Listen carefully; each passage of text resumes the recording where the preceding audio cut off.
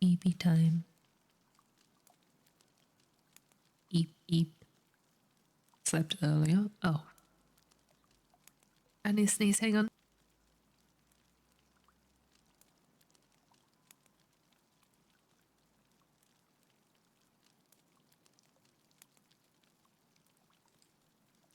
$6 hours? Amazing. Oh, I had to wake up early. I'm unable to fix my sleeping schedule. Blame. Why me? Your sleeping schedule was already bad to begin with. Remember how I questioned everything when I found out you were waking at 4 a.m., 5 a.m.?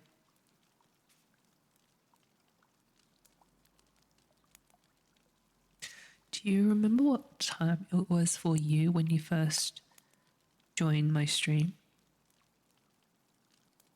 Have you? Mayhaps. Mayhaps. Perchance. If you hadn't moved, this wouldn't have happened. Got to think about these things. I kept with the same time. Or is it because of the break? Because of the break I took.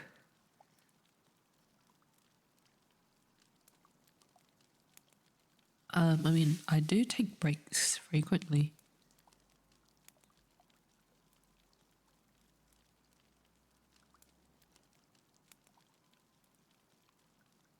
I mean, I take like what, 1 to 2 breaks a year. That's quite frequent in comparison to other people. 5 a.m. or something, maybe 6. Dang, you guys. Forgot the date? No, that's fine. If it was when you first followed, it would have been April 30. But if it's not, I don't know, man.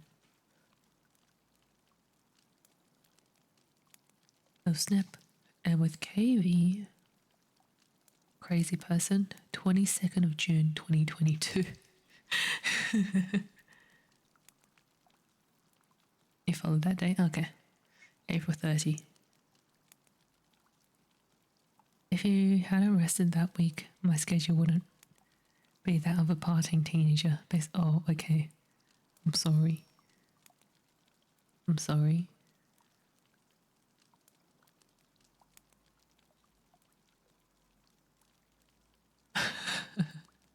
I'm sorry. I thought you liked waking up early. I thought you liked waking up early because of your nephews. Or is it because you're just not sleeping now? Crank the craziest of all-nighters. Because KV initially told me he likes waking up early to get some quiet time.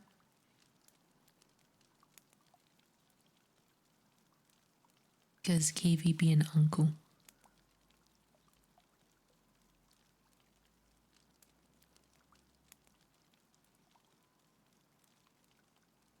Ooh, you know what I could do? I should add this, hang on. Which one was it?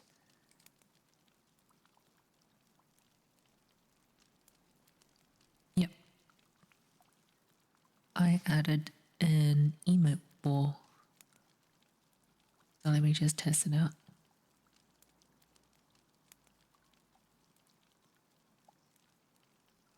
Yay! Just spin around.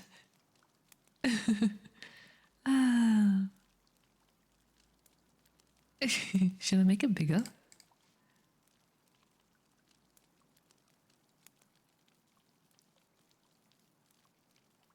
Yeah. Spin.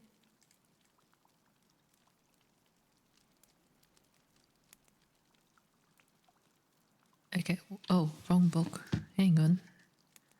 Book. We're on the final 2 chapters. of Dorian Gray. I'm not sure what to do after we run out of things to read, but that's fine, we'll figure it out. Spinny, spin, spin. Spin, spin, spin. Spinny, spin, spin. Oh yeah, this week Sunday, I won't be streaming it, but there are plans to play Chained Together. I want to see, maybe I can try to, what is it? Oh god, record it. A scary story. It would need to be public domain if I don't want to get copyright. But the thing is, I'm a bit small. I'm a bit too small for them to notice me, so it should be okay, but at the same time, I would prefer if it was not copyright. Wait, I prefer if it was, yeah, not copyright.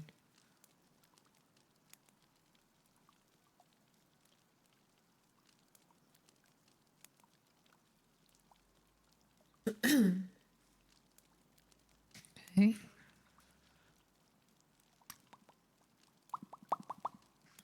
Pop up.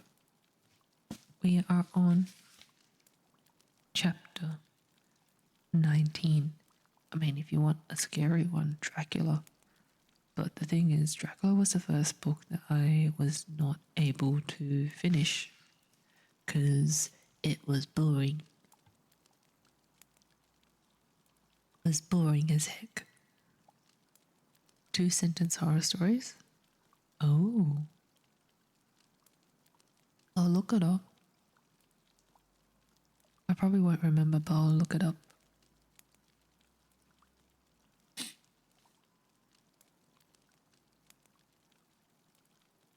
Today we have chapter 19, chapter 20. We probably should take our time because it probably would end pretty quickly. Never been one to follow copyright laws. Oh.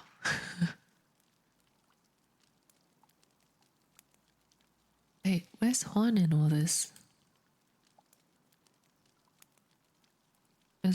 Where?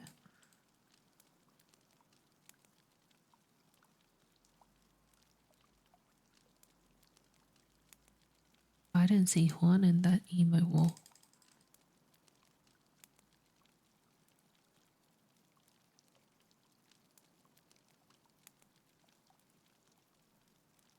Juan? Where Juan? No. Juan not in the emo wall. Hello?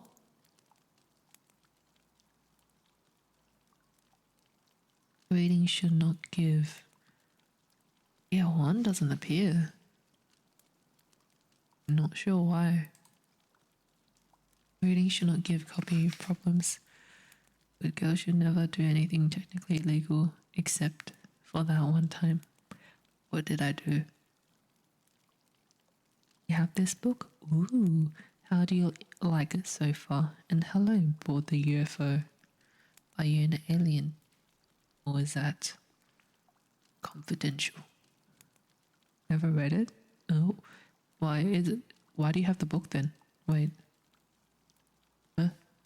Is it like a school thing? I want to just have. Oh. We're in the final 2 chapters. So, I guess spoiler alert if. Yeah. Still lots of public domain books. Plenty of reading material. Yes. Yes. I know. But some of them are boring. I pop them in my shelf and look at them. Oh, thank you for the follow. Never open them. I'll come back another time. Okay. Yeah, we're in the final 2 chapters already.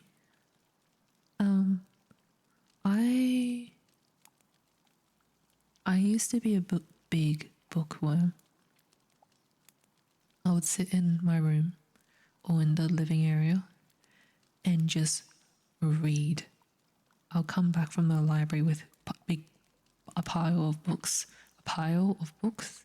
and I'll just go through the whole thing in one sitting, and I'll lose track of time and not realize that I'm sitting in the dark. And hello, Snowy. I think I said that already, but hello, Snowy. And then at one point, I couldn't finish a book. I blame Dracula. That was the first book I couldn't finish. A reader. I used to read. Oh, hello. I'm the afterthought. A real study bug? No. I am the worst student to exist. Any 2D, hello. Thanks so hello. I am the worst person. I'm the worst student. You do not expect me to study. I do not have the memory or the attention span to be a good student. Okay. Okay. Thanks for the follow, Kira, love. I only fully read one book. Oh, really? I think there was this one book that everyone found boring, but I just smashed it out in a day. It was called Rebecca. I think they made a movie out of it. Oh, yes. Thank you, Kira. It was Rebecca. I think they made a movie out of it. And back then, they said something about it being a love story and a mystery and a love story. But it was weird. Considering the time period, it was kind of, yeah. Snowy is farting. I'm dropping. Oh no. I just realized I'm dropping. Am I dropping? Maybe I shouldn't worry about it too much. Never read it. The books they made me read in school so boring. Yeah, as I said, it was Dracula that was the first one that I couldn't finish. And since then, I never finished a single book.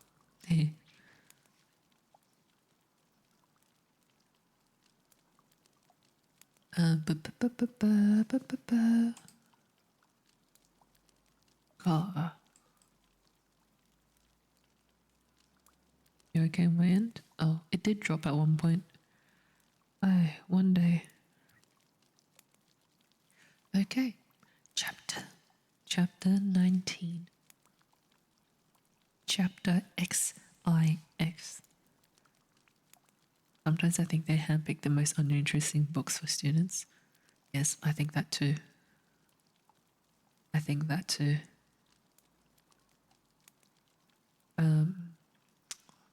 I remember reading Stephen King. What was it?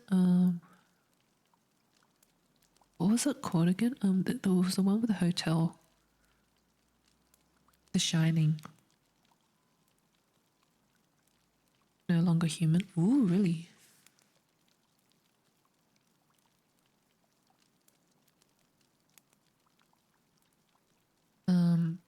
I read The Shining, and I had to. Oh, maybe we can do The Shining. Wait, let me check if it's public domain or not. I took a liking to reading one day when there was a blackout. Went to my sister's room to steal a book. Oh. Okay, hang on. The Shining, public domain. T. Hello.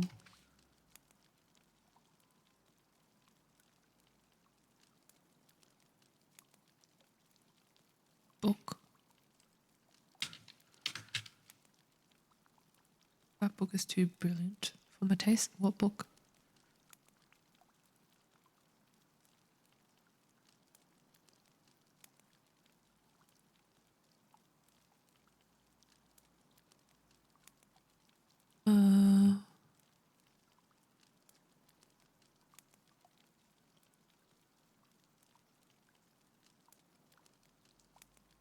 Ba, ba, ba, ba.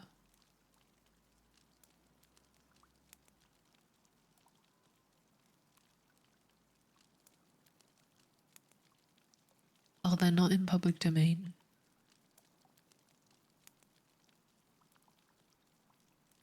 The Shining is really?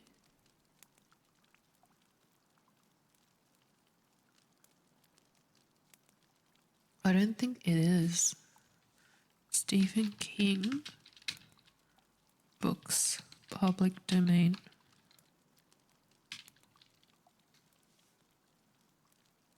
Because in order to enter public domain,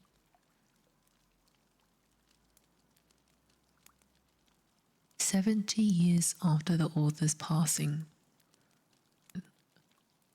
would not be public domain. Oh, don't make me explain the joke. Oh, okay, that was a joke. That was a joke.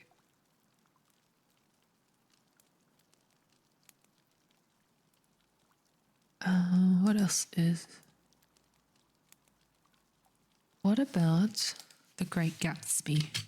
I haven't read that. I haven't seen the movie as well. Public domain.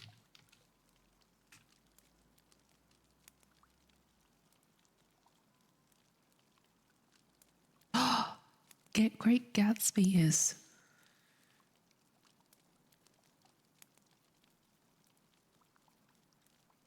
It is. Wow.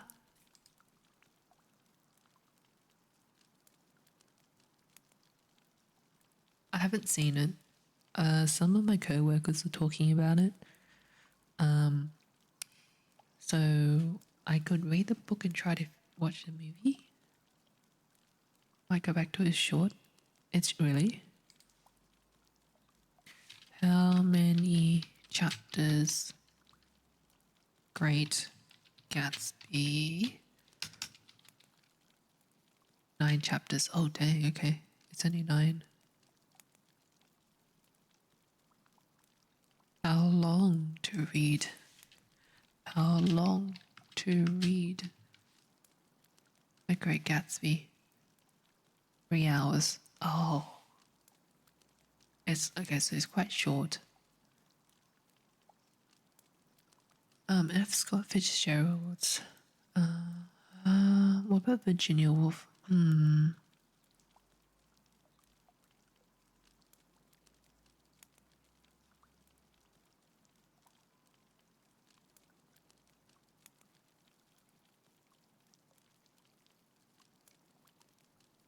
Okay.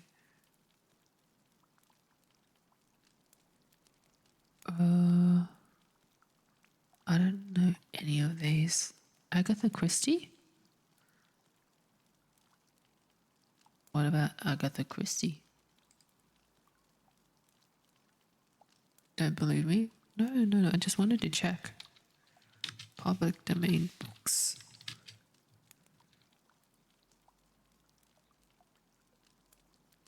The Secret Garden, Wizard of Oz. Wizard of Oz. Anne of Green Gables. Moby Dick. Tale of Two Cities, Little Women.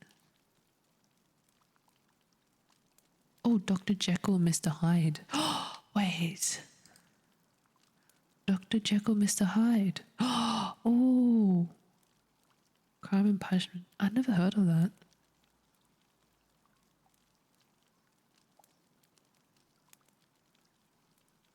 Wait. Odyssey.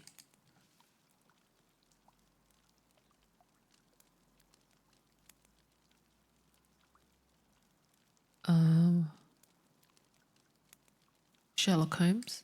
Little Prince. Maybe.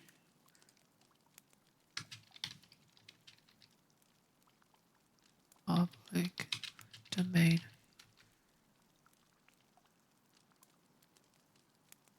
It is. Wait. Yeah, it is. Spencer, hello. How are you? Sherlock Holmes, definitely. Sir Arthur Conan Doyle wrote The Case Book of Sherlock Holmes in 1929. So we do definitely have options. And I used to believe that if you read old books, your brain gets bigger. No, I do not understand what most of the words were in this book, but I believe my brain got bigger. Thank you for the follow, Fury, the cutie. Asked I heard was good, found it extremely boring. I find the ancient Greek stuff a little bit boring, but I haven't watched it, but there's this musical talking about it. It's a musical talking, what's it called again? Epic? No, it was something else. Was it Epic?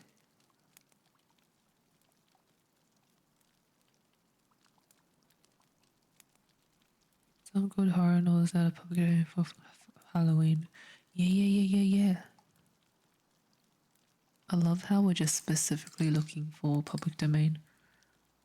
The super loss of Sherlock is difficult for me to follow the simple plots. Public domain.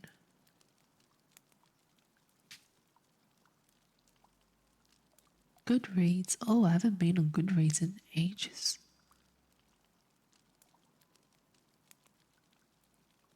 Wow.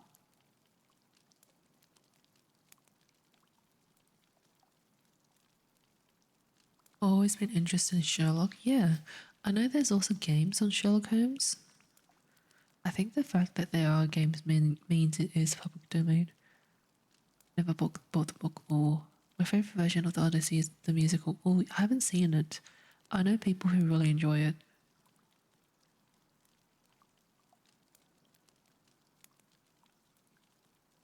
Yeah, we probably should read some Sherlock. That would be cool.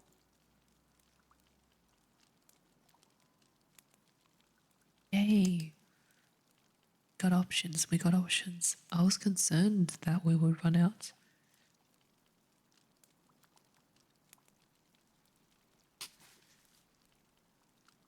Oh yeah. Also one thing, when because I'm kind of looking for a new rental.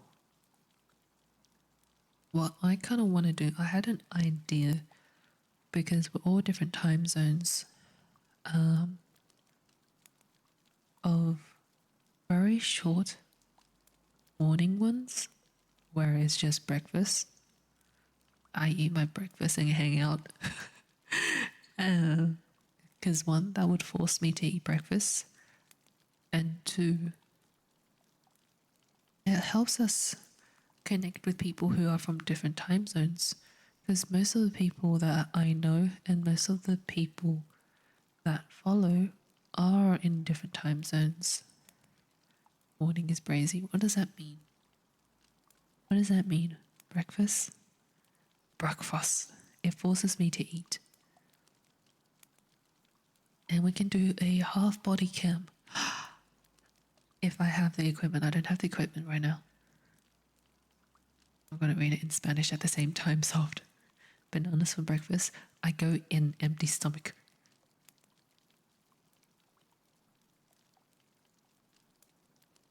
I have a feeling I'm getting sick though. I haven't been feeling well today. But I have a feeling I'm getting a bit sick. I hope I'm not. But I don't eat breakfast. I don't either, but I should. Because I decide that staying in bed is more important than eating breakfast. And you don't eat lunch. What the hell? Because just dinner. Wow. I need to eat the 3 meals. Otherwise, I start gaining weight. It's weird, but if I eat 3 meals at regular times, I start dropping weight. It's crazy. Wait, what does brazy mean?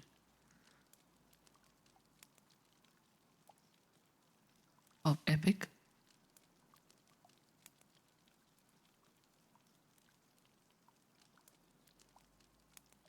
No, it's because eating the 3 meals helps with my metabolism. Metabolism.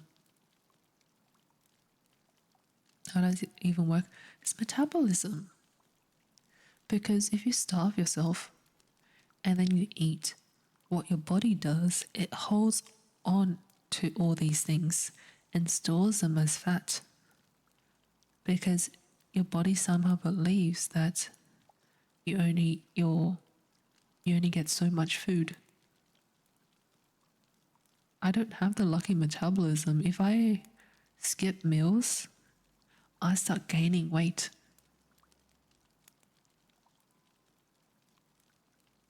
I actually start gaining weight like crazy. If I were to, yes, I would. Lemon honey fork. Hello, hello. If I think what I learned is, hang on.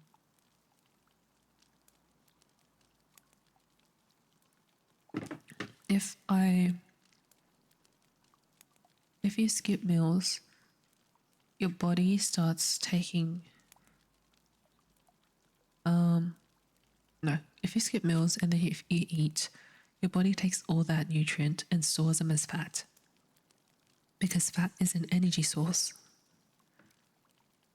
And they store it for the next time when you're supposed to eat, because it's somehow expected to, your body is expecting no food at that time, and so it will take the energy from the fat. And I don't know if that makes any sense. We're gonna search it. Okay, we're getting distracted. It's fine, we're gonna search it. Why do wait, when I eat regular?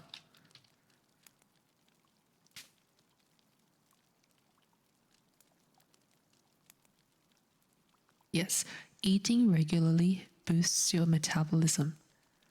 Our bodies are programmed to sense a lack of food as starvation. When we skip meals, our calorie burn rate slows down, which means fewer calories burned over time.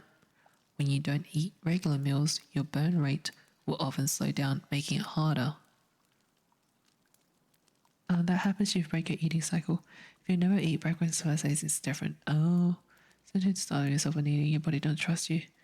It decides it needs safety for when you're starving again type thing. Yeah, the thing is, when I do skip, I will end up eating again.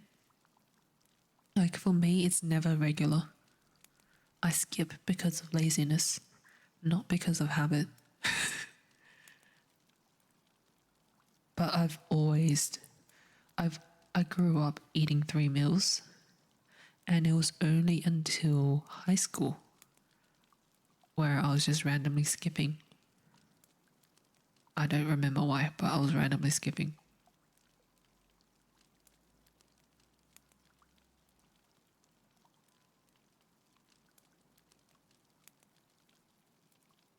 Yeah. So that is why when I eat regular, 3 meals a day at the same times, so with breakfast should be awesome. Yeah, but yeah, they will force me to eat. And also, I guess it'll give me more time, force me to wake up early. And I'm looking at places that are closer to work as well, so it gives me, I don't have to leave as early. Because right now, I leave latest at, I lived 5 minutes from the school. Having breakfast was never an option. Really? I think it's just, for me, it's just something I'm used to. It's just something I'm used to. It's like how you're used to drinking coffee before bed. I think I'm gonna get my head is spinning. Okay, go back, go to sleep. If I hang out, Zoinks. Hello, Jojo. Thanks for following Pandix.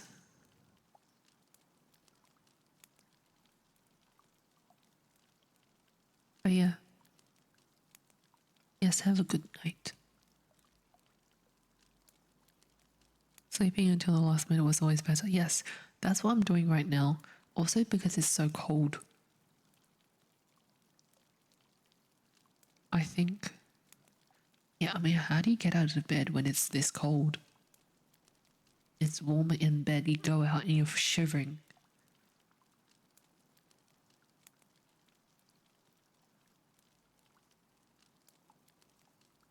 I think in summer it might get easier, but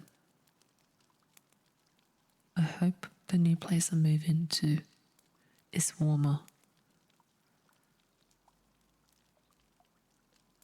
I think, wait, brick houses are warmer, right? Compared to the boarded timber ones, right?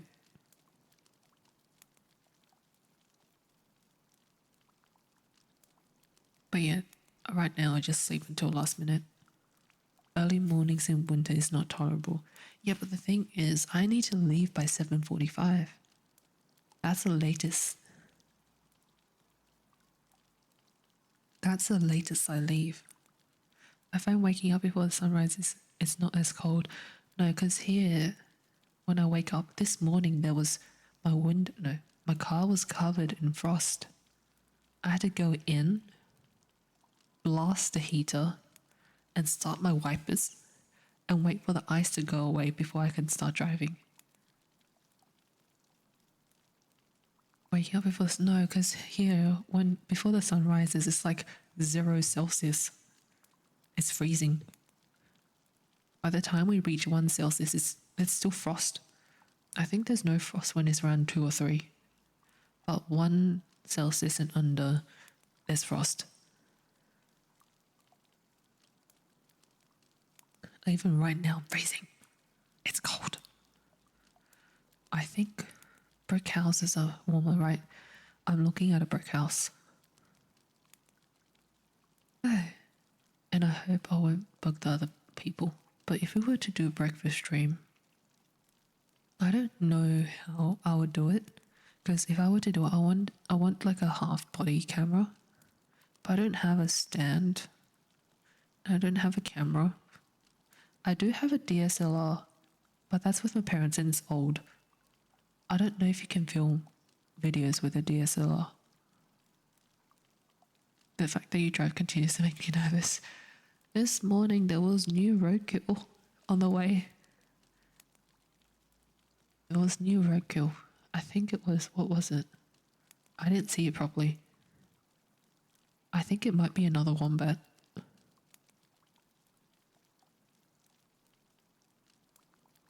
Yeah, I think it might be another wombat.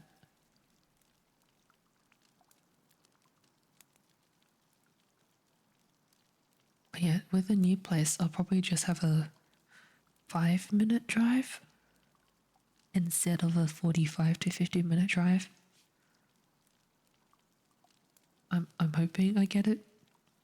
I sent the application in, and then today I realized that all the other places in the area aren't as good.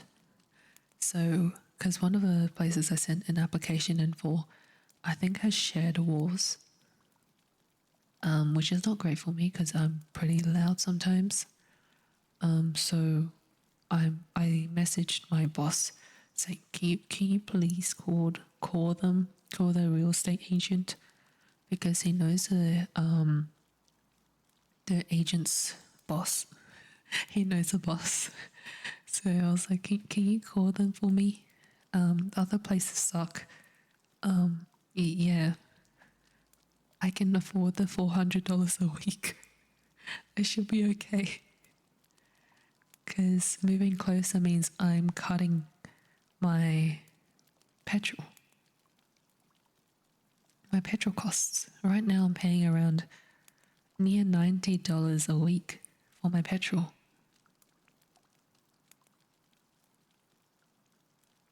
Yeah. Well, yeah, so if I were to move closer, instead of a 45 to 50-minute drive, it would just be a 5-minute drive. So it's saving a lot on petrol. And in summer, I can just walk because it doesn't get dark that quickly. In summer, I will need to drive during winter because it's dark by 5:30. Like, complete dark by 5:30, so during summer I can just walk, you know? We've literally been talking for 40 minutes, that's fine. So yeah, I would save money and then I like to walk. I'm afraid to drive. Yeah, but it's just, I think nighttime it gets pretty dark, so I just don't. There's not a lot of street lamps here. It does actually get pretty dark.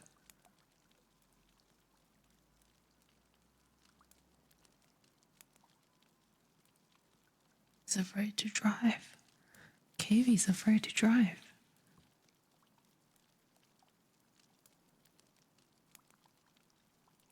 Okay, chapter 19. There is no use telling me that you are going to be good, cried Lord Henry, dipping his white fingers into a red copper bowl filled with rose water. You are quite perfect. Pray don't change. Dorian Gray shook his head.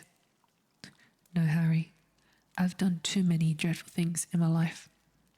I'm not going to do any more. I began my good actions yesterday.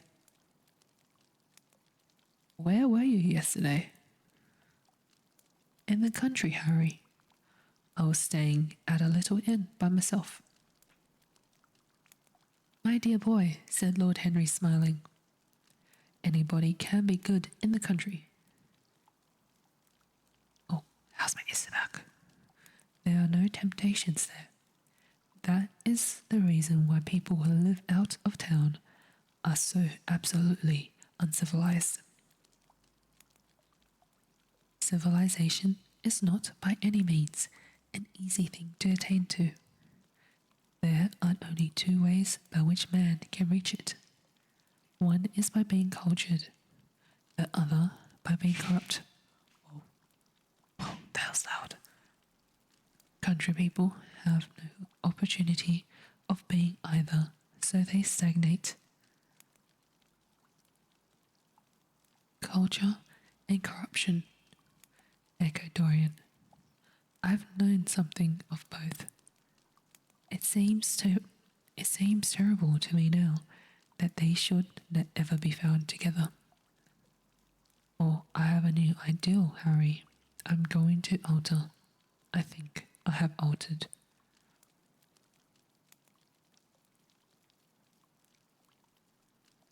Can you bring the car home from the parking lot? Well, you can consider that car lost. We have to know elements. It's possible that it was a real conversation. No. No, what? Kavie.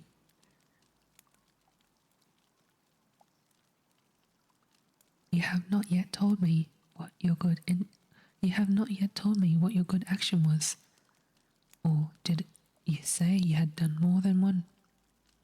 Asked his companion as he spilled into his plate a little crimson pyramid of seeded strawberries and, through a perforated shell-shaped spoon, snowed white sugar upon them.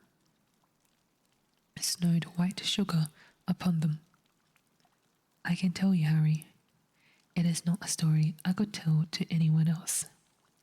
I spared somebody. It sounds vain, but you understand what I mean.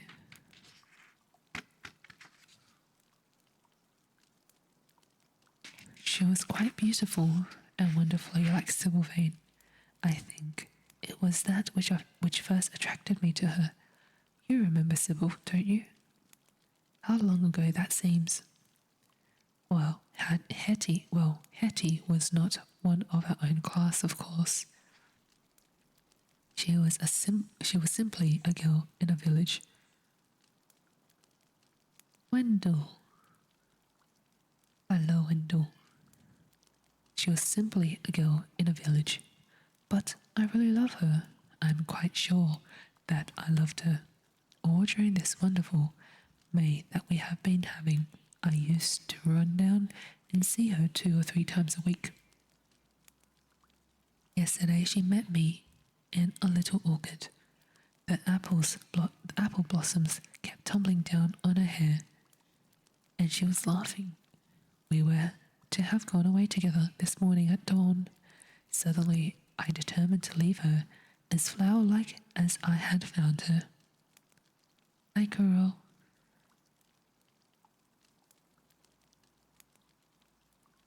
I think the novelty of emotion must have given you a thrill of real I think of it. I should think the novelty of. I think I should. Oh my god! I should think the novelty of the emotion must have given you a thrill of real pleasure. Dorian interrupted Lord Henry. But I can finish your idol for you. You gave her good advice and broke her heart. That was the beginning of your reformation. Harry, you're horrible. You mustn't say these things. Hetty's heart is not broken. Of course, she cried and all that. But there is no disgrace upon her. She can live, like Perdita, in her garden of mint and marigold. And weep over the faithless Florizel, said Lord Henry, laughing as he leaned back in his chair. My dear Dorian, you have the most curiously boyish moods. Do you think this girl will ever be really content now with any one of her own rank? I suppose she will be married some day to a rough carter or grinning ploughman. Well, the fact of having met you and loved you will teach her to despise her husband, and she will be wretched. From a moral point of view, I cannot say that I think much of your great renunciation. Even as a beginning, it is poor. Besides, how do you know that Hetty is floating at the present moment in some starlit mill pond, with lovely water lilies around her like Ophelia? I can't hear this, Harry. You mock at everything and then suggest the most serious tragedies. I am sorry I told you now. I don't care what you say to me. I know I was right in acting as I did. Poor Hetty. As I rode past the farm this morning, I saw her white face at the window like a spray of jasmine. Don't let us talk about it any more, and don't try to persuade me that the first good action I have done for years, the first little bit of self-sacrifice I've ever known, is really a sort of sin. I want to be better. I'm going to be better. Tell me something about yourself. What is going on in town? I have not been to the club for days. The people are still discussing poor Basil's disappearance. I should have thought they had got tired of that by this time, said Dorian, pouring himself out some wine and frowning slightly. My dear boy, they have only been talking about it for 6 weeks, and the British public are really not equal to the mental strain of having more than one topic every 3 months. They have been very fortunate lately, however. They have had my own divorce case and Alan Campbell's suicide. Now they have got the mysterious disappearance of an artist. Scotland Yard still insists that the man in the grey ulster who left for Paris by the midnight train on the 9th of November was poor Basil, and the French police declare that Basil never arrived in Paris at all. I suppose in about a fortnight we shall be told that he is seen in San Francisco.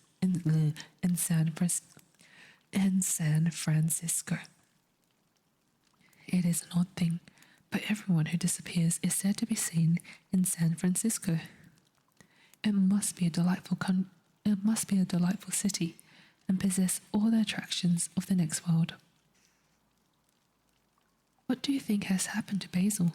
Asked Dorian, holding up his burgundy against the light and wondering how it was that he could discuss the matter so calmly. I have not the slightest idea.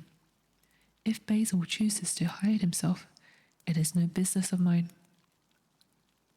If he is dead, I don't want to think about him. Death is the only thing that ever terrifies me. I hate it. Why? Said the younger man wearily. Because, said Lord Henry, passing beneath his nostrils the gilt trellis of an open vinaigrette box. One can only survive everything nowadays except that death and vulgarity are the only two facts in the 19th century that one cannot explain away. Let us have our coffee in the music room, Dorian. You must play Chopin to me. The man with whom my wife ran away played Chopin exquisitely. Poor Victoria. I was very fond of her. The house is rather lonely without her. Of course, married life is merely a habit. A bad habit. But then, one regrets the loss even of one's worst habits. Perhaps one regrets them the most. They are such an essential part of one's personality.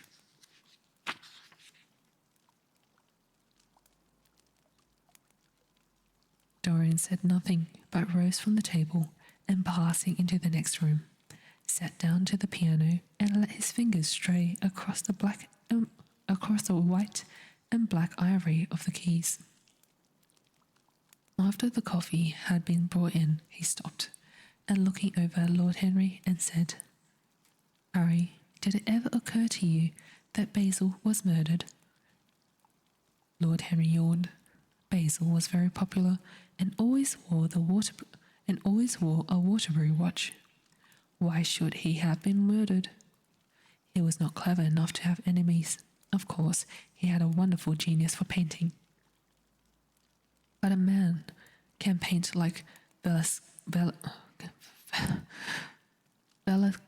Velasquez and yet be as dull as possible.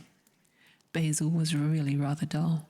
He only interested me once, and that was when he told me years ago that he had a wild adoration for you and that you were the dominant motive of his art. I was very fond of Basil, said Dorian, with a note of sadness in his voice. But don't people say that he was murdered? Some of the papers do. It does not seem to me to be at all probable. I know there are dreadful places in Paris, but Basil was not the sort of man to have gone to them. He had no curiosity. It was his chief defect. What would you say, Harry, if I told you that I murdered Basil? Said the younger man. He watched him intently after he had spoken. I would say, my dear fellow, that you were posing for a character that doesn't suit you. All crime is vulgar, just as all vulgarity is crime. It is not in you, Dorian, to commit a murder. I am sorry if I hurt your vanity by saying so, but I assure you it is true. Crime belongs exclusively to the lower orders. I don't blame them in the smallest degree. I should fancy that crime was to them what art is to us. Simply a method of procuring extraordinary sensations. A method of procuring sensations? Do you think, then, that a man who has once committed a murder could possibly do the same crime again? Don't tell me that. Oh, anything becomes a pleasure if one does it too often, cried Lord Henry, laughing. That is one of the most important secrets of life. I should fancy, however, that murder is always a mistake. One should never do anything that one cannot talk about after dinner. But let us pass from poor Basil. I wish I could believe that he had come to such a really romantic end as you suggest, but I can't. I dare say he fell into the sign of an omnibus, and that the conductor hushed up the scandal. Yes, I should fancy that was his end. I see him lying now on his back under those dull green waters, with the heavy barges floating over him, and and long weeds catching in his hair. Do you know, I don't think he would have done much more good work. During the last 10 years, his painting had gone off very much. Dorian heaved a sigh, and Lord Henry strolled across the room and began to stroke the head of a curious Java parrot, a large grey plumaged bird with pink crest and tail, and that was balancing itself upon a bamboo perch. Brownie! Brownie! Hi, that kind of scared me.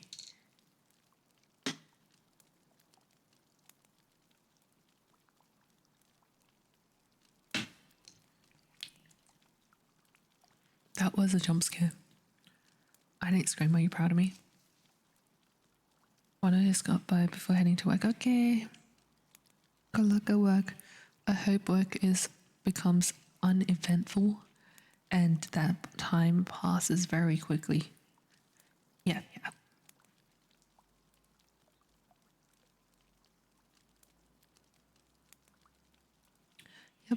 Yep. Brownie.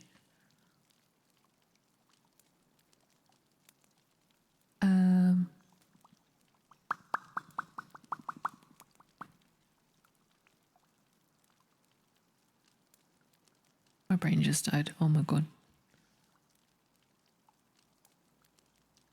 My brain decided to fart.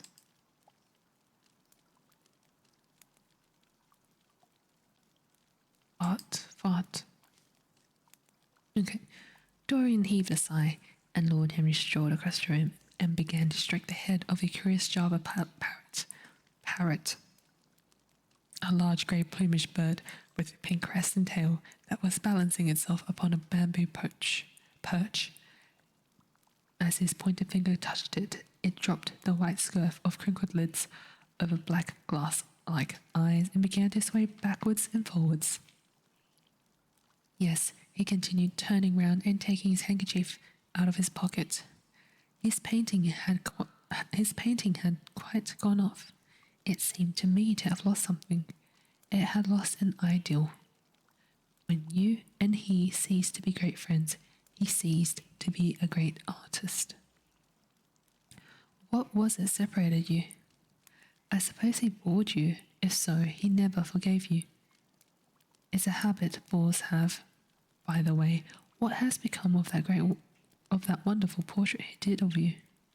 I don't think I have ever seen it since he finished it. Oh, I remember you telling me years ago that you had it sent down to Selby, and that it got mislaid or stolen on the way. You never got it back. What a pity. It really was a masterpiece. I remember I wanted to buy it. I wish I had it now. It belongs to Basil's best period. Since then, his work was that curious mixture of bad paintings and good intentions that always entitles a man to be called a representative British artist. Did you advertise for it? You should. I forget, said Dorian. I suppose I did, but I never really liked it. I'm sorry I sat for it. The memory of the thing is hateful to me. Why do you talk of it? It used to remind me of those curious lines in some play. Hamlet, I think. How do they run? Like the painting of a sorrow, a face without a heart. Yes, that is what it was like. Lord Henry laughed. If a man treats life artistically, his brain is his heart, he answered, sinking into an armchair. Dorian Gray shook his head and struck some soft chords on the piano. Like the painting of a sorrow, he repeated, a face without a heart. The elder man lay back and looked at him with half-closed eyes. By the way, Dorian, he said after a pause, what does it profit a man if he gain the whole world and lose? How does the quotation run? His own soul. The music jarred, and Dorian Gray started and stared at his friend. Why do you ask me that, Harry? My dear fellow, said Lord Henry, elevating his eyebrows in surprise. I asked you because I thought you might be able to give me an answer. That is all. I was going through the park last Sunday, and close by the Marble Arch there stood a little crowd of shabby-looking people listening to some vulgar street preacher. As I passed by, I heard the man yelling out that question to his audience. It struck me as being rather dramatic. London is very rich in curious effects of that kind. A wet Sunday, an uncouth Christian in a mackintosh, a ring of sickly white faces under a broken roof of dripping umbrellas, and a wonderful phrase flung into the air by shrill, hysterical lips. It was really very good in its way. Quite a suggestion. I thought of telling the prophet that art had a soul, but that man had not.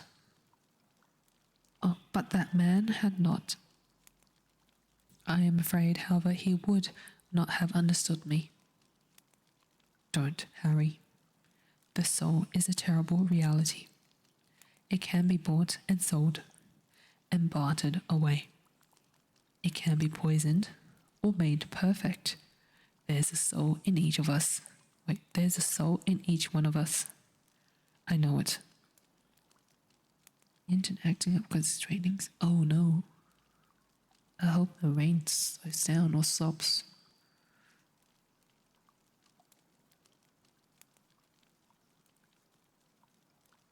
Do you feel quite sure of that, Dorian?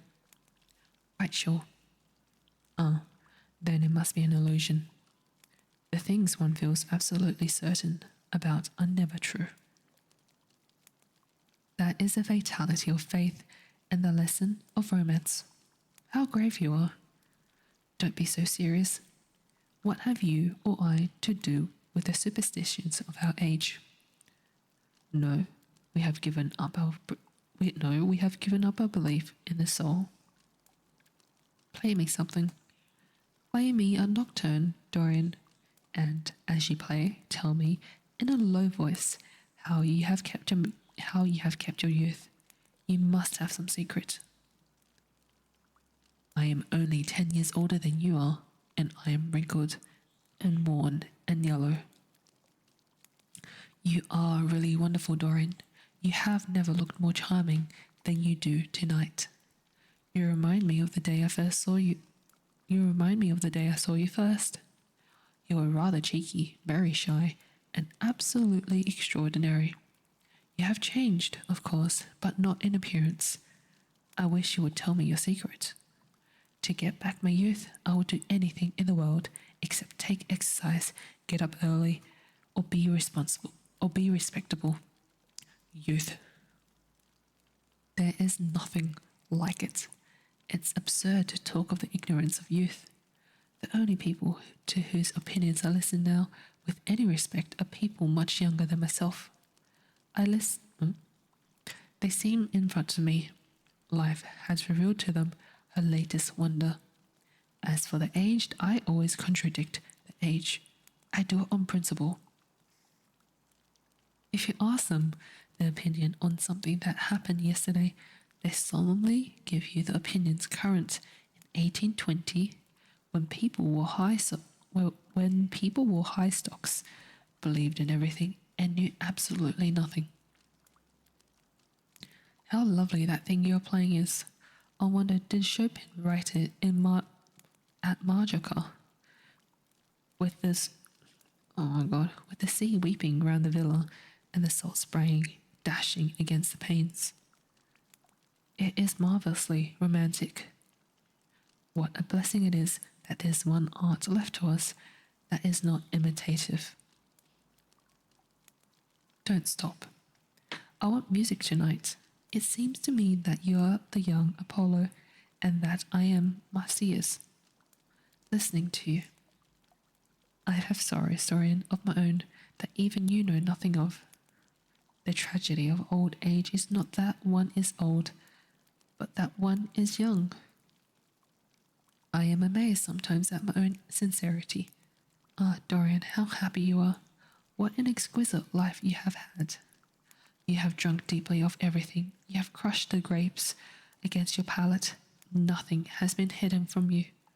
And it has all been to you no more than the sound of music.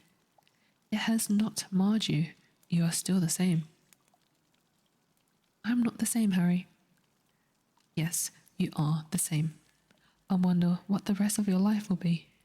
Don't spoil it by renunciations. At present, you are a perfect type. Don't make yourself incomplete. You're quite flawless now. You need not shake your head. You know you are. Besides, Dorian, don't deceive yourself. Same, same. Don't deceive yourself. A life is not governed by will or intention. Life is a question of nerves and fibers and slowly built up cells in which thought hides itself and passion has its dreams. You may fancy yourself safe and think yourself strong, but a chance tone of colour in a room or a morning sky, a particular perfume that you had once loved and that brings subtle memories with it, a line from a forgotten poem that you had come across again, a cadence from a piece of music that you had ceased to play. I tell you, Dorian, that it is on things like these that our lives depend. Browning, Browning, Browning writes about that somewhere, but our own senses will imagine them for us. There are moments when the odour of lilies blank passes suddenly across me, and I have to live the strangest month of my life over again.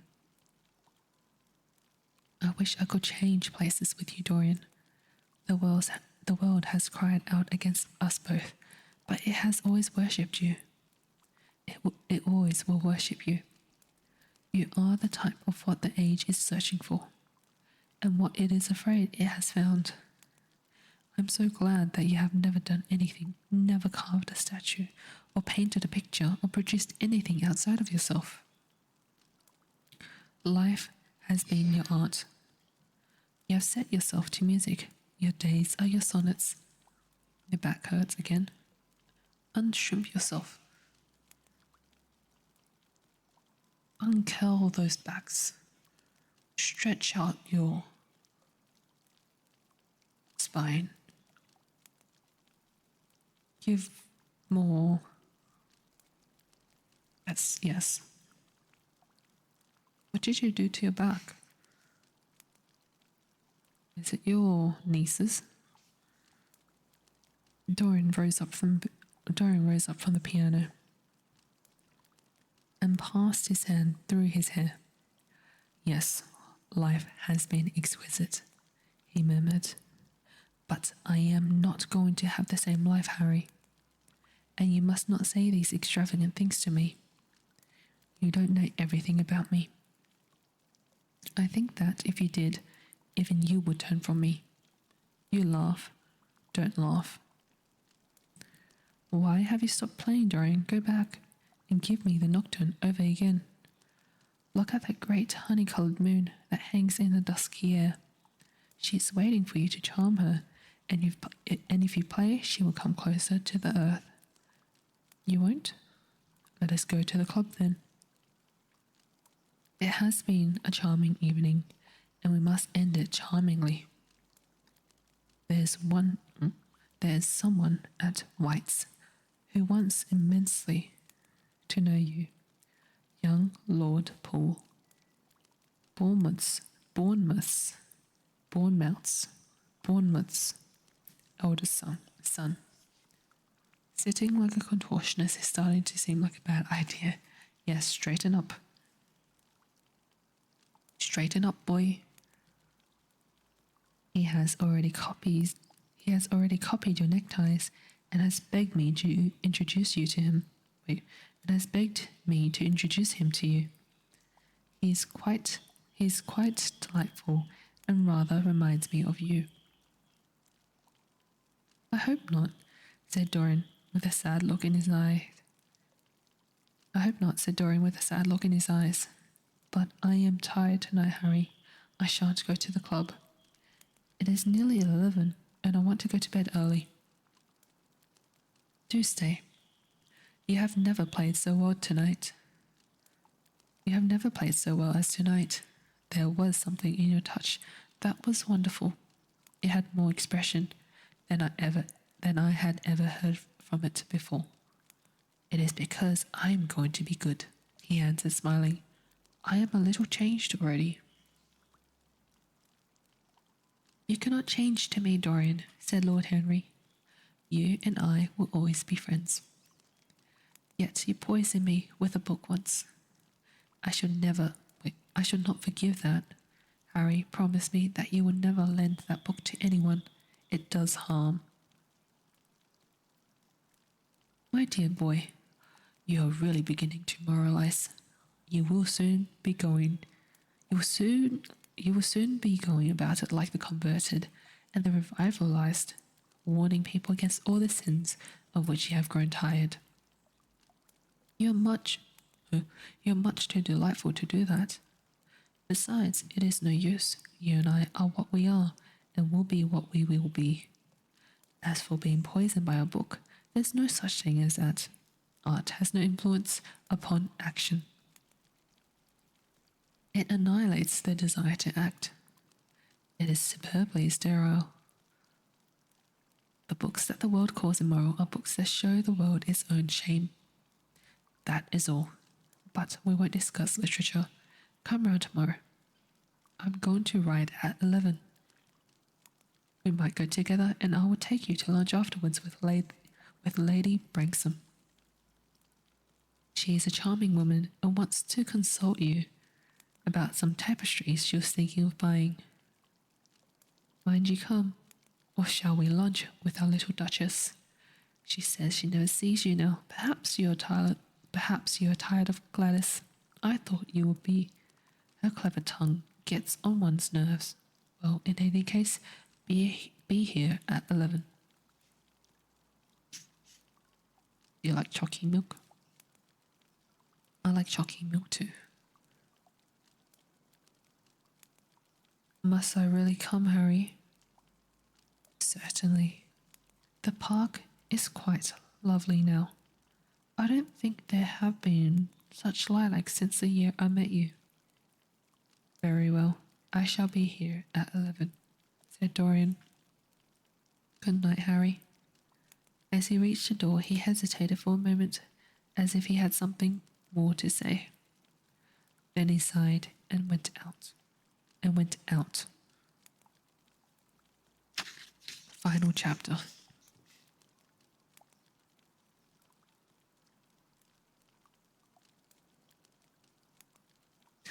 It is the final chapter.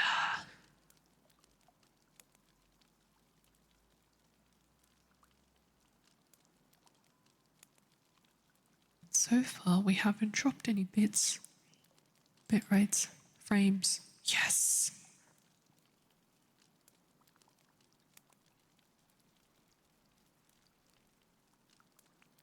Yay! Final chapter.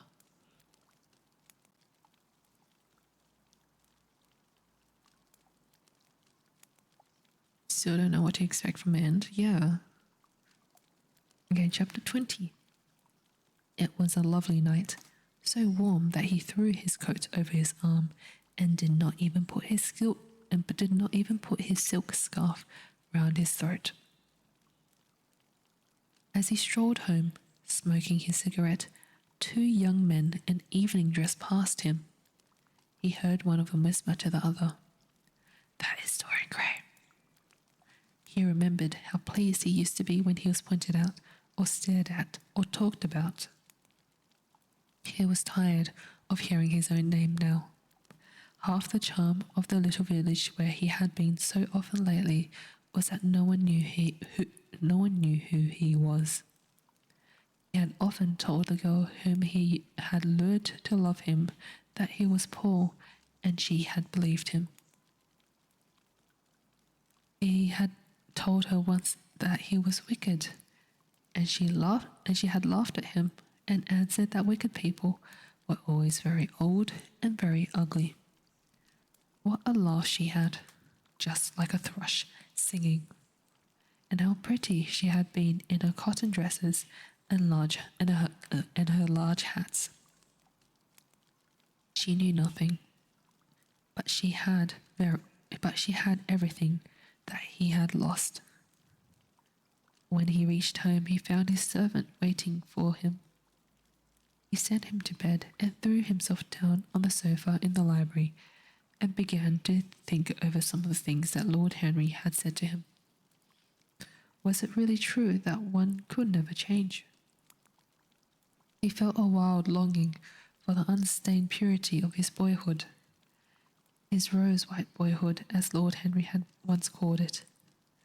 He knew that he had tarnished himself, filled his mind with corruption, and given horror to his fancy. That he had been an evil influence to others, and had experienced a terrible joy in being so. And that of the lives that had crossed his own, it had been the fairest and the most full of promise that he had brought to shame. But was it all irretrievable? Was there no hope for him? Ah, in what a monstrous moment of pride and passion he had prayed that the portrait should bear the burden of his days, and he kept the unsullied splendour of eternal youth. All his failure had been due to that. Better for him that each sin of his life had brought its sure, swift penalty along with it. There was purification and punishment, not forgive us our sins, but smite us for our iniquities, should be the prayer of man to a most just God. The curiously carved mirror that Lord Henry had given to him so many years ago now was standing on the table, and white-limbed cupids laughed round it as of old. He took it up as he had done in that night of horror when he first noted the change of the fatal picture, and with wild, tear-dimmed eyes looked into his polished shield. Once, someone who had terribly loved him had written to him a mad letter ending with these idolatrous words. Idolatrous? Idolatrous? Idolatrous words. The world is changed because you are made of ivory and gold. The curves of your lips rewrite history. The phrases came back to his memory, and he repeated them over and over to himself. Then he loathed his own beauty, and flinging the mirror on the ground, crushed it into silver splinters beneath his heel. It was his beauty that had ruined him, his beauty and the youth that he had prayed for. But for those two things his life might have been free from stain. His beauty had been to him but a mask, his youth but a mockery. What was youth at best? A green and unripe time, a time of shallow moods and sickly thoughts. Why had he worn its livery? Youth had spoiled him. It was better not to think of the past. Nothing could alter that. It was of himself and of his own future that he had to think. James Vane was hidden in the nameless grave in Selby churchyard. Alan Campbell had shot himself one night in his laboratory, but had not revealed the secret that he had been forced to know. The excitement, such as it was over Basil Hallward's disappearance, would soon pass away. It was already waning. He was perfectly safe there, nor indeed was it the death of Basil Hallward that weighed most upon his mind. It was the living death of his own soul that troubled him. Basil had painted the portrait that had marred his life. He could not forgive him that. It was a portrait that had done everything. Basil had said things to him that were unbearable, and that he had yet borne with patience. The murder had simply the murder had been simply the madness of a moment. As for Alan Campbell, his suicide had been his own act. He had chosen to do it. It was nothing to him. A new life, that was what he wanted. That was what he was waiting for. Surely he had begun it already. He had spared one innocent thing, at any rate. He would never again tempt innocence. He would be good. As he thought of Hetty Merton, he began to wonder if the portrait in the locked room had changed. Surely it was not still so horrible as it had been. Perhaps if his life became pure, he would be able to expel every sign of evil passion from the face. Perhaps the signs of evil had already gone away. He would go and look. He took the lamp from the table and crept upstairs. As he unbarred the door, a smile of joy flitted across his strangely young-looking face, and lingered for a moment about his lip. Yes, he would be good, and the hideous thing that he had hidden away would no longer be a terror to him. He felt as if the load had been lifted from him already. He went in quietly, locking the door behind him, as was his custom, and dragged the purple hanging from the portrait. Thanks for the follow, Anonymous. A cry of pain and indignation broke from him. He could see no change, save that in the eyes that there was a look of cunning, and in the mouth the curved wrinkle of the hypocrite.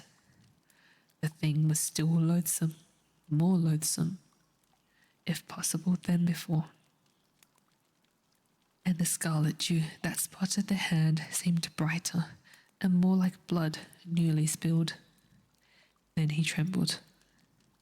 Had it been merely vanity that had made him do his one good deed, or the desire for new sensation, as Lord Henry had hinted with his mocking laugh, or that passion to act a part that sometimes makes us do things finer than we are ourselves, or perhaps all these? And why was the red stain larger than it had been? It seemed to have crept like a horrible disease over the wrinkled fingers. There was blood on the painted feet, as though the thing had dripped.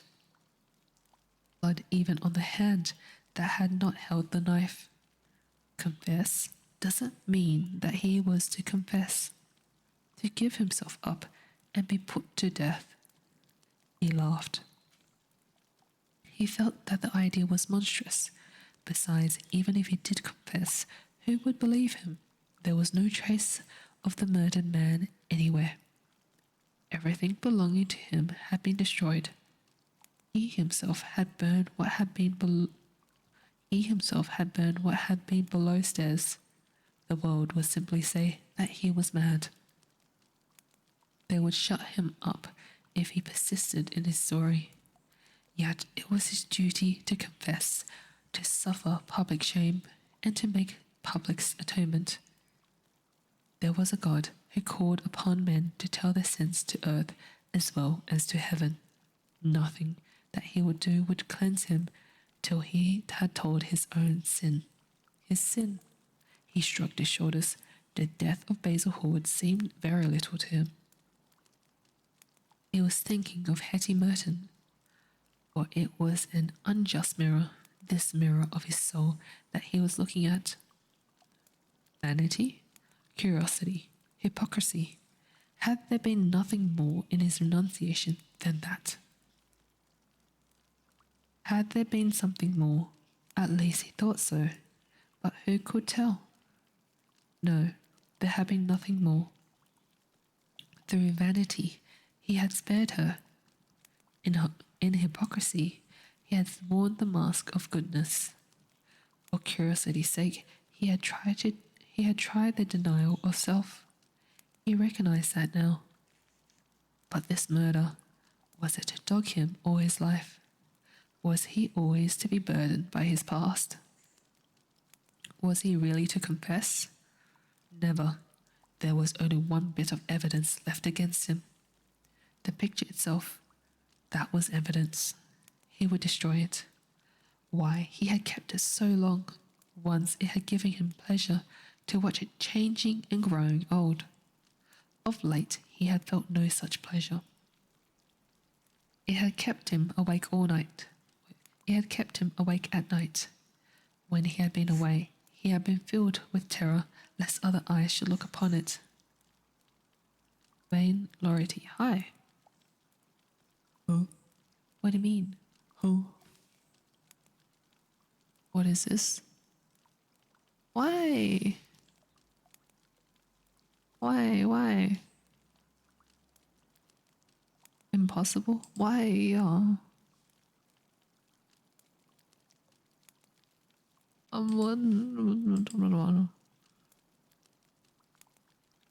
Impossible. What?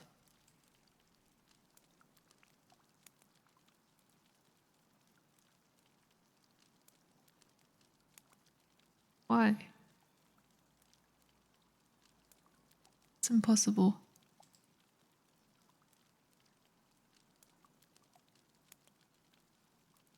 I'm so curious.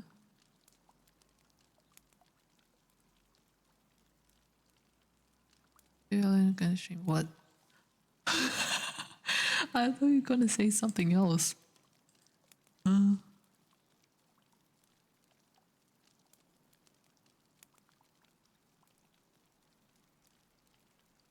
Bro, I panicked.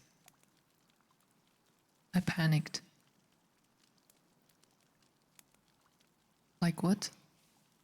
What do you mean? I'm so confused.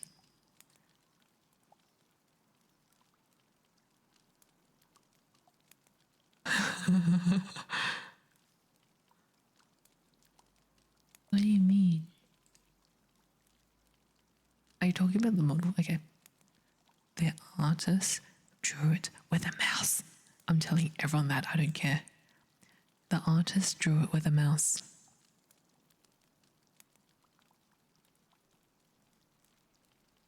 He drew it with a mouse.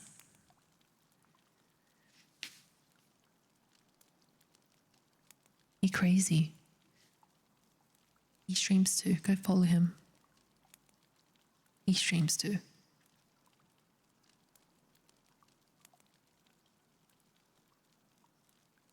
Go follow. He listens to some quirky music, but it's okay. Go follow him.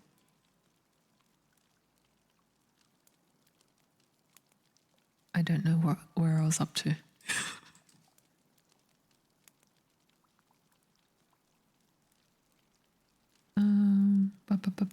Vanity, curiosity, hypocrisy. Wait. But this murder, was it to dog him all his life? Was he always to be burdened by his past? Was he really to confess? Never. There was only one bit of evidence left against him. The picture itself. That was evidence. He would destroy it. Why had he kept it so long? Once it had given him pleasure to watch it changing and growing old. Of late, he had felt no such pleasure. It had kept him awake at night.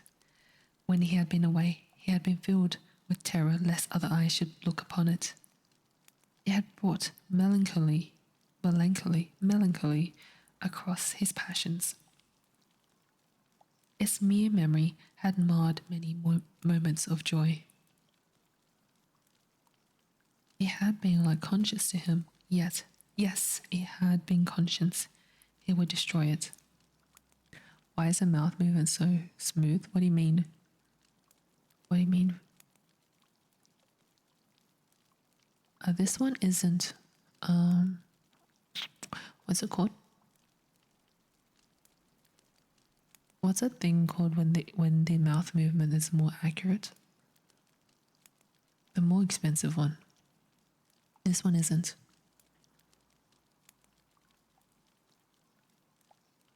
It is? It does it? In what way?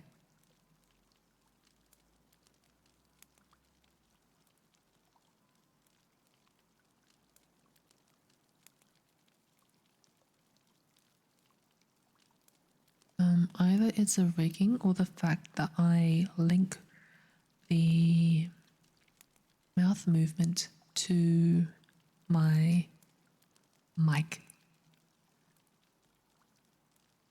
If that makes any sense.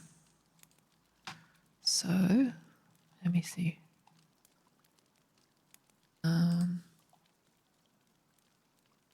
Sound activated, sound activated. Because if I were to turn it off, hang on, let me turn it off. I'll turn it off. So this is me when it's turned off. So it doesn't move as widely, or yeah, it doesn't move as widely. It looks a bit janky when it's off. So when I turn it on, it's still a bit janky. Still a bit janky. Because if I were to clap, okay. Actually, let me make some other noises.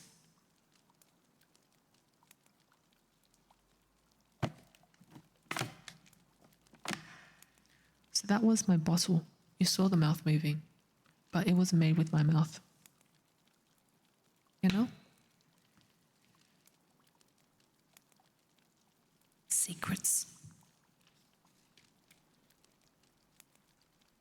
Because if it was just tracking, there will be moments where it just doesn't move.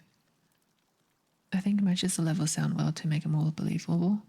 I still have issues with it, but I do it on purpose just because if sometimes if I don't have it on, it will look like I'm not talking.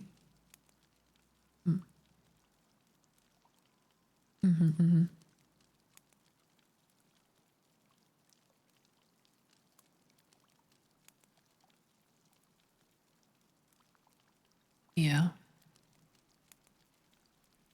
Because there's a voice akin to an angel's penetrating dark my oh shit. Dark my as well of despair, melting the coffin, ice, encasing my fading heart, igniting the fibre of my being, embers of my soul, born anew. Wait, what? What does that even mean? What does that mean? Sir? Hello? What does that even mean? I like that emote. I'm just saying. It's cursed.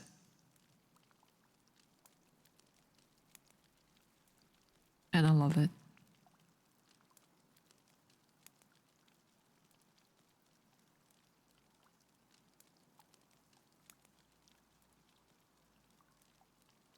Your voice is very sweet, makes me feel Rex. Thank you. I think. Thank you. Oh, you.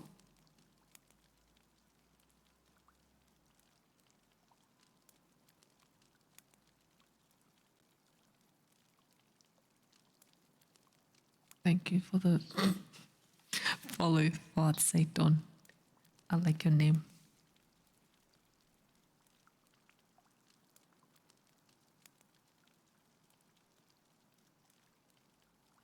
Technically, that's the point of all this. Yes, technically, that is the point of all this.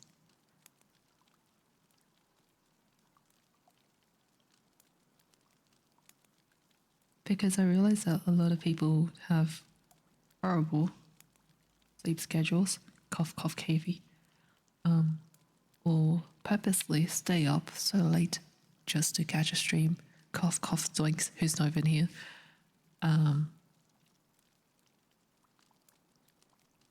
So I decided to do this also because playing games makes me too buzzed to fall asleep. So I would only play games on my Friday. Fart Satan. Bro, I'm still thinking about that name. It's amazing. Fart sat on. Fart sat on or Fart Satan. Satan. Tonton. The recent follower. The name is Fart Satan. KV your mod, you can see who the recent followers are.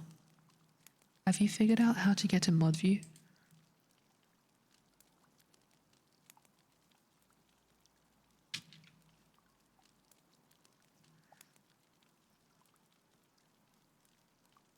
Or not?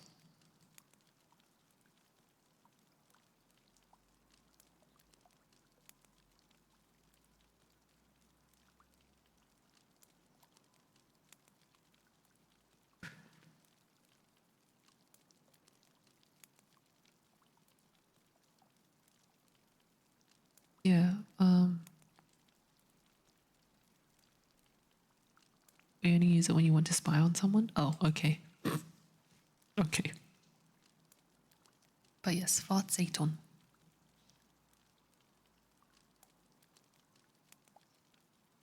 Spying.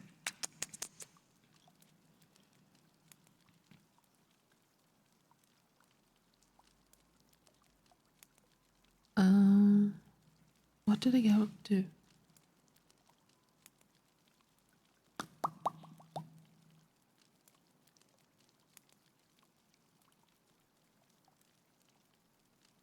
Oh, right. He looked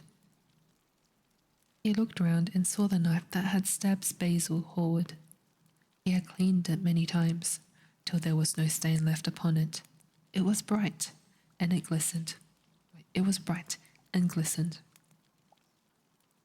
As it had killed the painter, so it would kill the painter's work, and all that meant.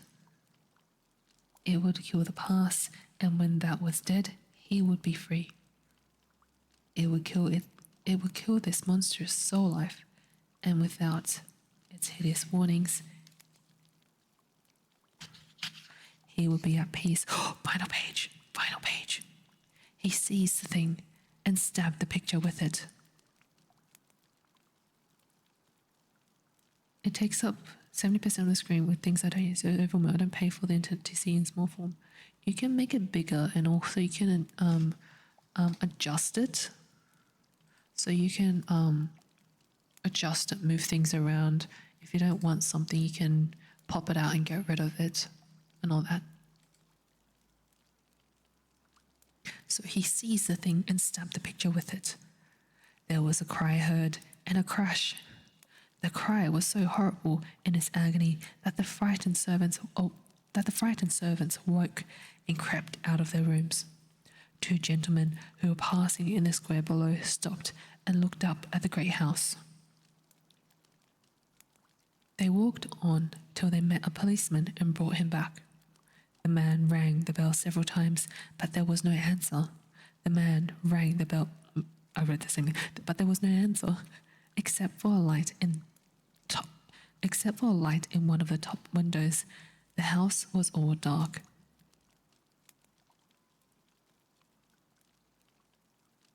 You have a second monitor? I only have one monitor. How did I survive this long modding mode stream? I only have one monitor. I won't buy a second monitor.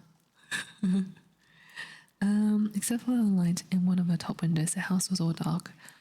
After a time, he went away and stood in an adjoining portico and watched. "Whose house is that, constable?" asked the elder of the two gentlemen. "Mr. Dorian Gray's, sir," answered the policeman. They looked at each other as they walked away and sneered. One of them was Sir Henry Ashton's uncle. Inside, in the servants' part of the house, the half-clad domestics were talking in low whispers to each other. Old Mrs. Leaf was crying and wringing her hands. Frances was as pale as death. After about a quarter of an hour, he got the coachman and one of the footmen and crept upstairs. They knocked, but there was no reply. They called out. Everything was still.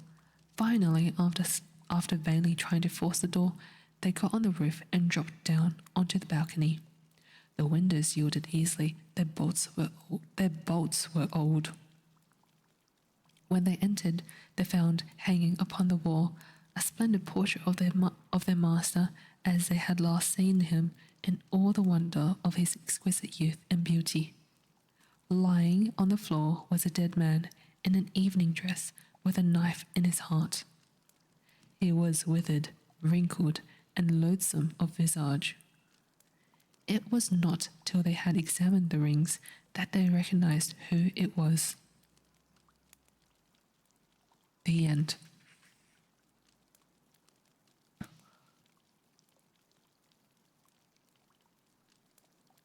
So now we know in the ending.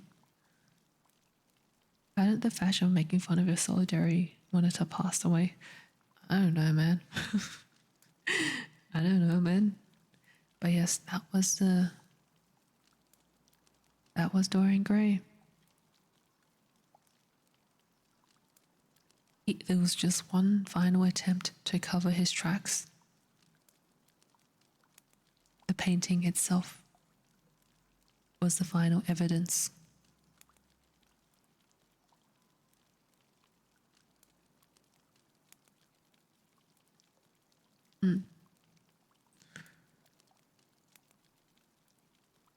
How do you feel about that ending?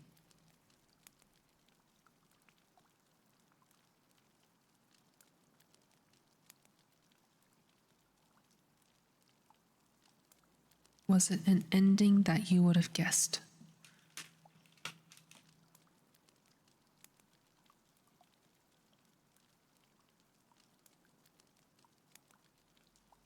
I kind of expected it.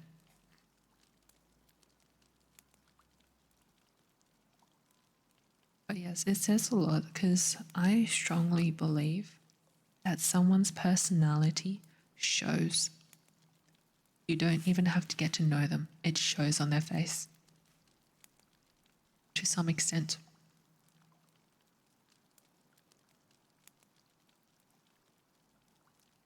In the end, he destroyed himself.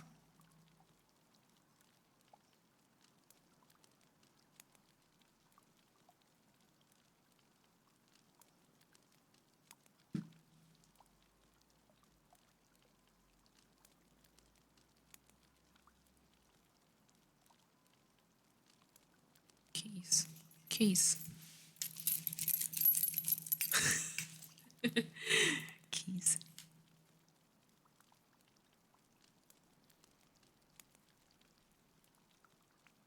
But yeah, that was Dorian Gray. I was thinking of a much more dramatic or terrible ending, ignoring the fact that I most likely missed details. I expected something else. What were you expecting?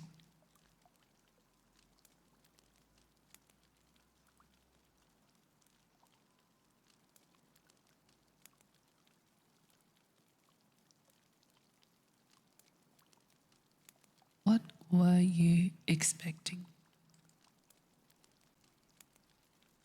What was KV's ending?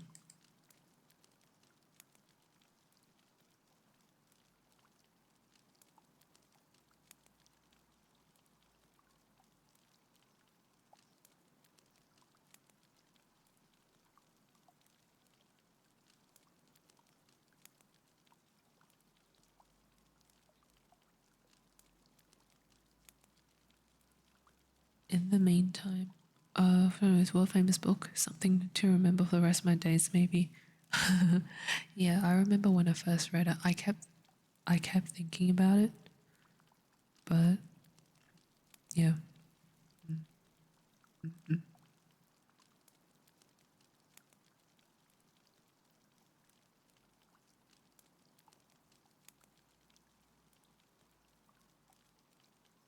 One of my earbuds is broken.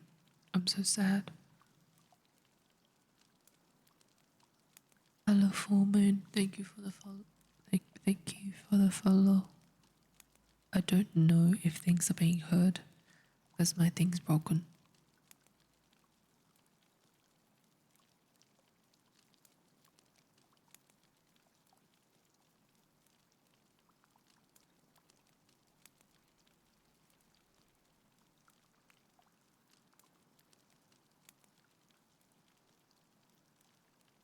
It's not a very memorable book. Really? I remembered it after reading it. Like, I would occasionally think about it. I don't exactly remember the ending, but I did occasionally think about it. There was also another Black Cat one, but I think it was a short story.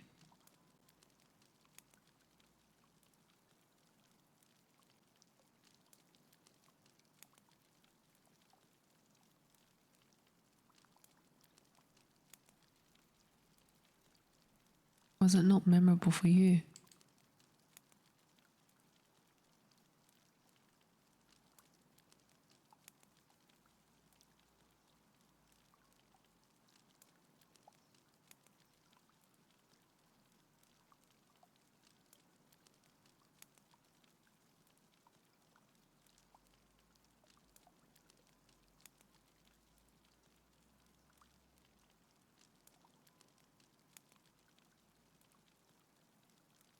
Okay.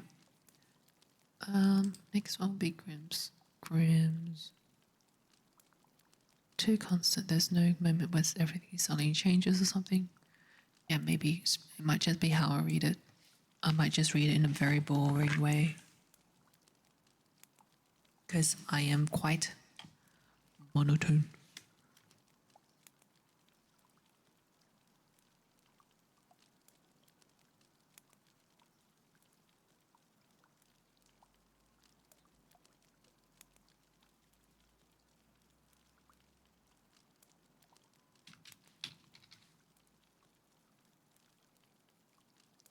We're learning together. We're growing our brains together.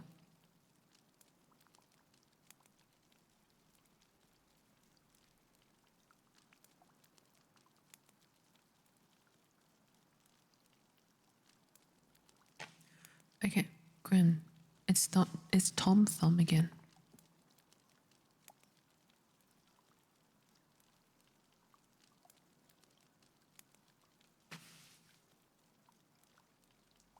And honestly, I feel like a lot of older books, older stories, they are very much, as you said, constant. That's just how it is with old books.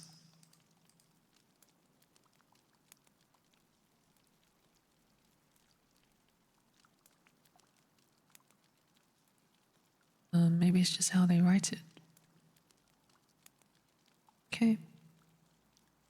Grimm's Complete Fairy Tales. Tom Thumb, Journeyman, is the next one. A certain tailor had a son who happened to be small. And low cherry demon. Oh, to ask, my day has been cold, but it's been a day. For the follow could die. It's been a day. How was your day? I hope your day has been good. I hope it has been uneventful in a good way. I always wish that for people. An uneventful day, nothing too tough. Just a relaxing day that passes by quickly. That's what I usually wish for. Or hope for, at least. Tum Tum. A certain tailor had a son who happened to be small and no bigger than a thumb, and on this account he was always called Tom Thumb. He had, however, some courage in him, and said to his father, "Father, I must and will go out into the world." "That's right, my son," said the old man, and took a long darning needle and made a knob of sealing wax on it at the candle. "And there is a sword for thee to take with thee on the way." It's been a day. The day's been a bit weird. I think you're asking, but I hope your day gets better. Very nice person. Very nice. You're very nice too. It's nighttime for me. It's like 8:45 p.m. There's not much left. So I'm just chilling here. Just chilling.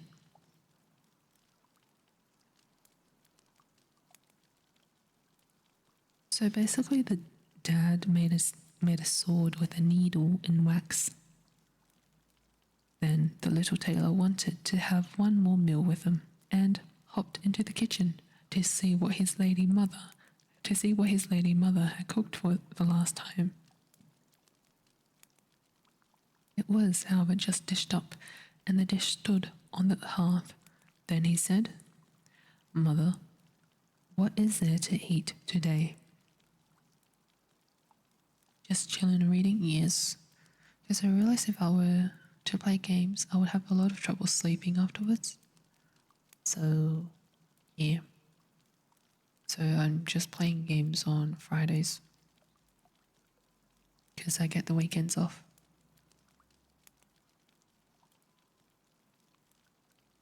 "Mother, what is there to eat today?"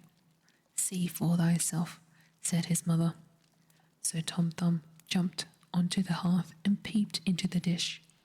But as soon as he stretched his neck into too far, the steam from the food caught hold of him and carried him up the chimney. He rode about in the air on the steam for a while, until at length he sank down to the ground again.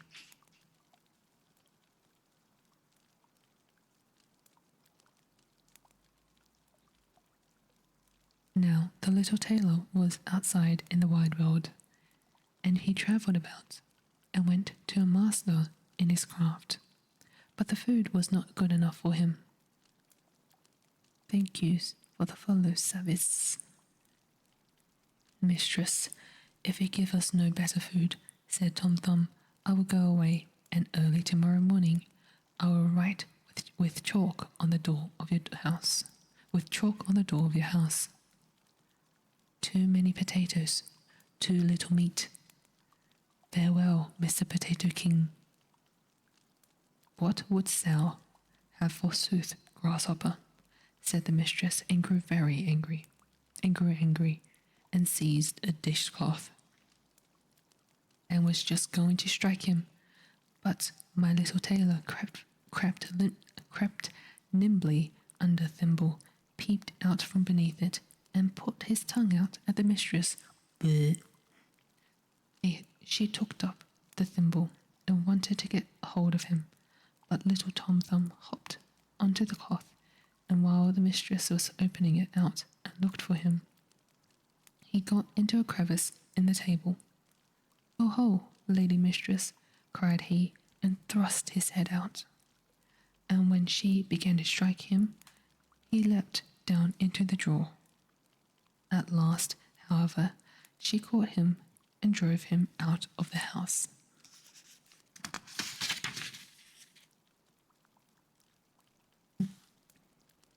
I'll let you continue. Go through it like goes well. I'll go for now. I hope I can join back soon. See you later. Wonderful and nice bit. Thank you for joining. Thank you for stopping by.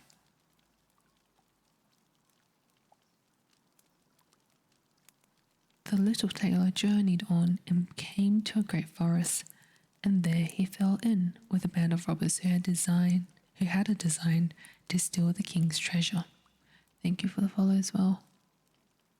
When they saw the little tailor, they thought, "A little fellow like that can creep through a keyhole and serve as a picklock to us." "Follow," cried one of them. "Thou giant Goliath, wilt thou go to the treasure chamber with us? Thou canst slip thyself in and throw out the money." Tom Thumb reflected a while, and at length he said yes, and went with them to the treasure chamber. Then he looked at the doors above and below to see if there was any crack in them. It was not long before he espied one which was broad enough to let him in.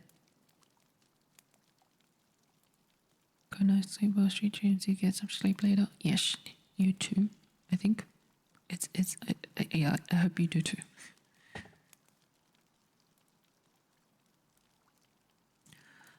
Broad enough to let him in. He was therefore about to get in at once, but one of the two sentries who stood before the door observed him and said to the other, "What an ugly spider is creeping there. I will kill it." "Let the poor creature alone," said the other. "It has done thee no harm." Then Tom Thumb got safely through the crevice into the treasure chamber, opened the window beneath which the robbers were standing, and threw out to them one thaler after another. When the little tailor was in the full swing of his work, he heard the king coming to inspect his treasure chamber, and crept hastily into a hiding place. The king noticed that several solid thalers were missing. Thalers were missing, but could not conceive who could have stolen them, for locks and bolts were in good condition, and all seemed well guarded. Then he went away again, and said to the sentries, "Be on the watch, someone is after the money." When therefore Tom Thumb recommenced his labours, they heard the money moving, and a sound of clink, clink, clink. They ran swiftly in to seize the thief, but the little tailor, who heard them coming, was still swifter, and leapt into a corner and covered himself with a thaler, so that nothing could be seen of him. And at the same time he mocked at the sentries, and cried, "Here am I." The sentries ran thither, but as they got there, he was already hopped into another corner under a thaler, and was crying, "Ho, ho, here am I." The watchman sprang there in haste, but Tom Thumb had long ago got into a third corner, and was crying, "Ho, ho, here am I." And thus he made fools of them, and drove them so long round about the treasure chamber that they were weary and went away. Then by degrees he threw all the thalers out, dispatching the last with all his might, then hopped nimbly upon it, and flew down with it through the windows. The robbers paid him great compliments. "Thou art a valiant hero," said they. "Wilt thou be our captain?" Tom Thumb, however, declined, and said he wanted to see the world first. They now divided the booty, but the little tailor only asked for a cruiser because he could carry no more. Then he once more buckled on his sword, bade the robbers goodbye, and took to the road.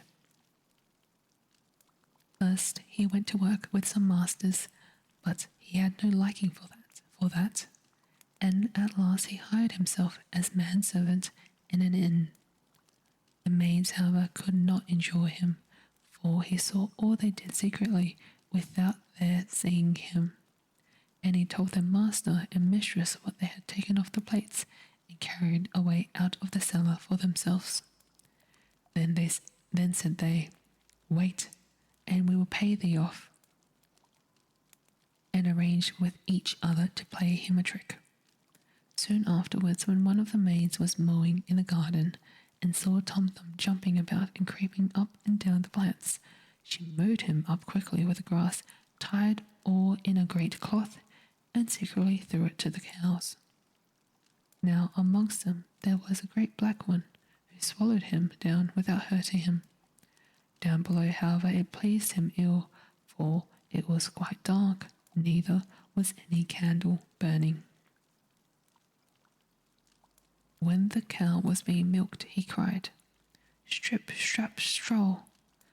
Will the pail soon be full? But the noise of the milking prevented his being understood. After this, the master of the house came by the cow by and said, "That cow shall be killed tomorrow." Then Tom Thumb was so alarmed that he cried out in a clear voice, "Let me out first, for I am shut up inside her." The master heard that quite well, but did not know from whence the voice came. "Where art thou?" asked he. "In the black one," answered Tom Thumb, but the master did not understand what that meant and went out. Next morning the cow was killed. Happily, Tom Thumb did not meet with one blow at the cutting up and chopping. He got among the sausage meat.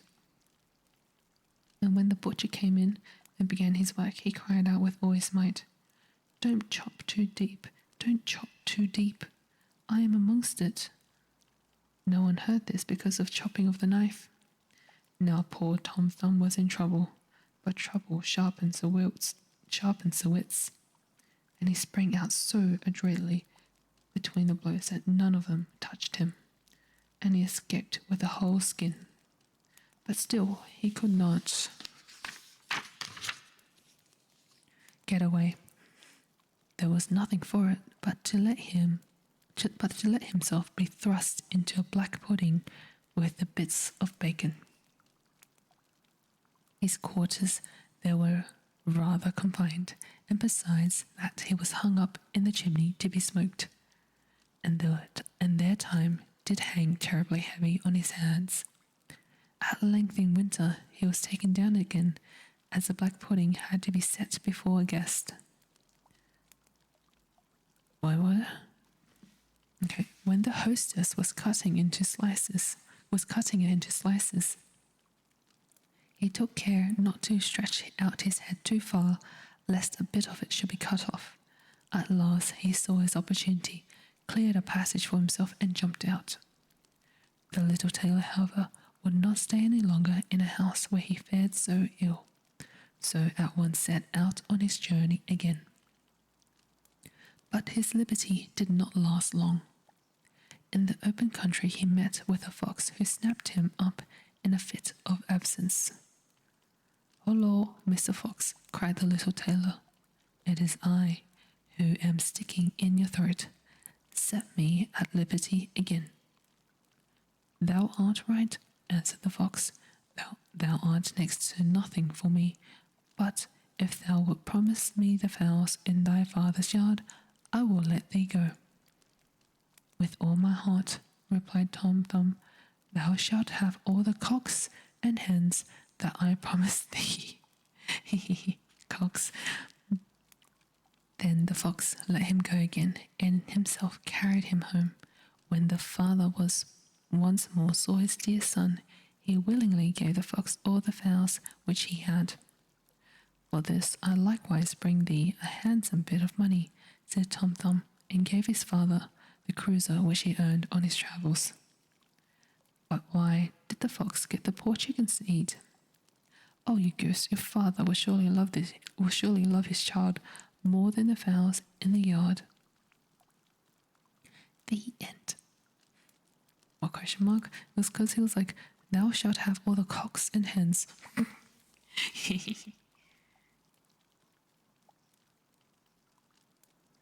Chicken. Your sense of humor was.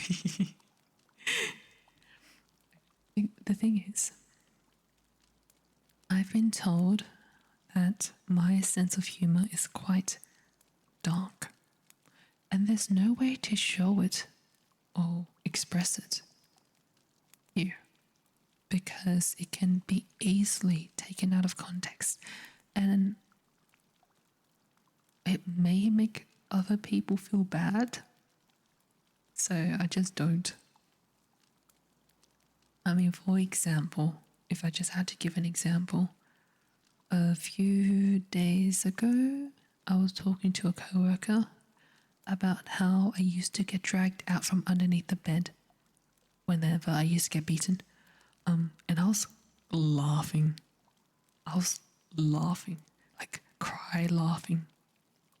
And she was laughing with me because she was saying, I know I shouldn't be laughing, but I'm laughing because you're laughing. If that's dark humor, then yeah, that's my humor. And this is the same person who dares not laugh at my jokes, or worse yet, doesn't understand them. I am horrible with puns and jokes. I laugh at the bad experiences that I have had, I guess. I think so. Yeah, I love jokes. Yay. Yay. But yeah, I mean, I don't exactly know what my humor is. I laugh just because. I don't know how to describe my humor. Yeah.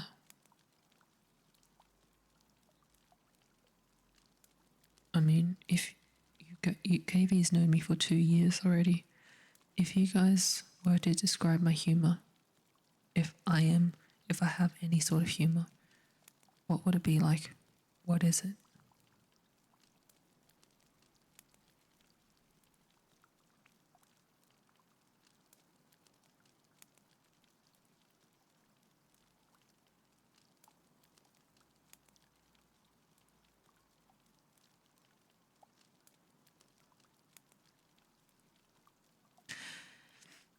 Next story. But yeah, look, dark humor is what my previous co-workers said.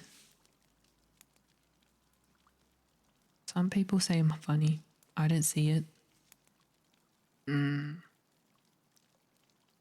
Yeah. I don't know, man. Sometimes on here, I just like to entertain myself, like with Juan. And entertain myself by drawing Juan and seeing your reactions to it. That's my humor. That's how I entertain myself. Oh.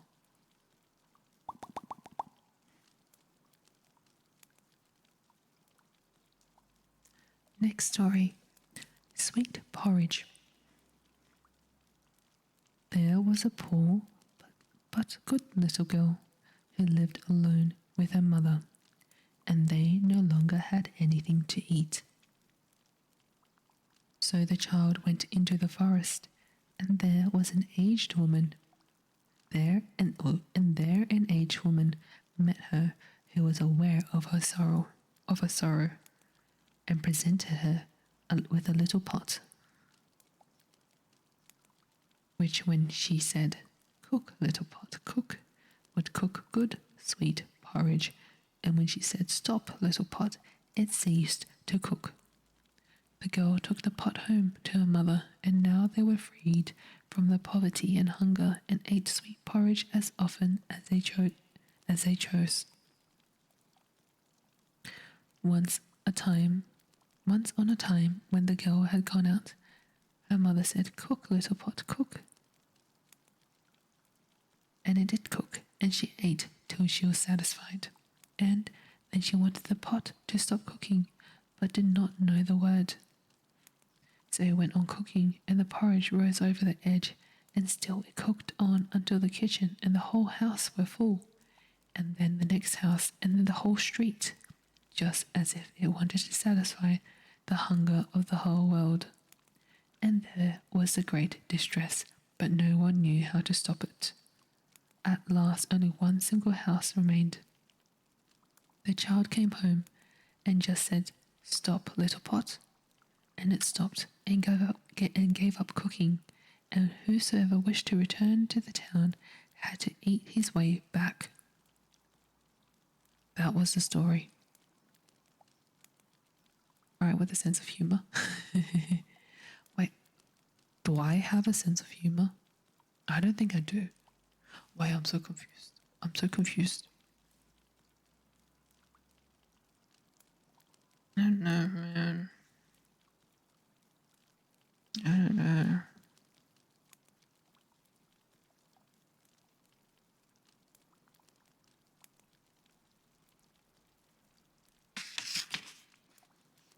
How long is this one? Ooh, this one, next one is a little bit longer.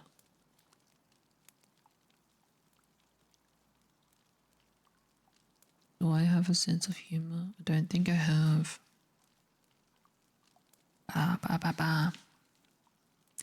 Okay, next one. The Young Giant. Once on a time, a countryman had a son who was as big as a thumb. Oh, it's Tom Thumb again.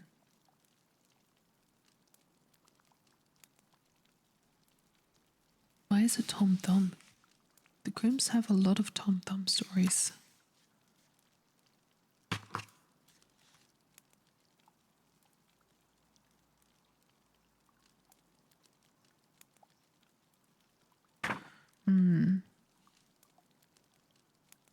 Tom Thumb, the Young Giant. Once on a time, a countryman had a son who was as big as a thumb, and did not become any bigger, and during several years did not grow one hair's breadth. Once, when the father was going out to plough, the little one said, "Father, I will go out with you." "Thou wouldst go out with me?" said the father. "Stay here, thou wilt be of no use out there. Besides, thou mightst get lost." Maybe it's a way of referring to have a character, not the same person. No, it's still big as a thumb. Then Tom Thumb began to cry, and for the sake of peace, his father put him in his pocket and took him with him.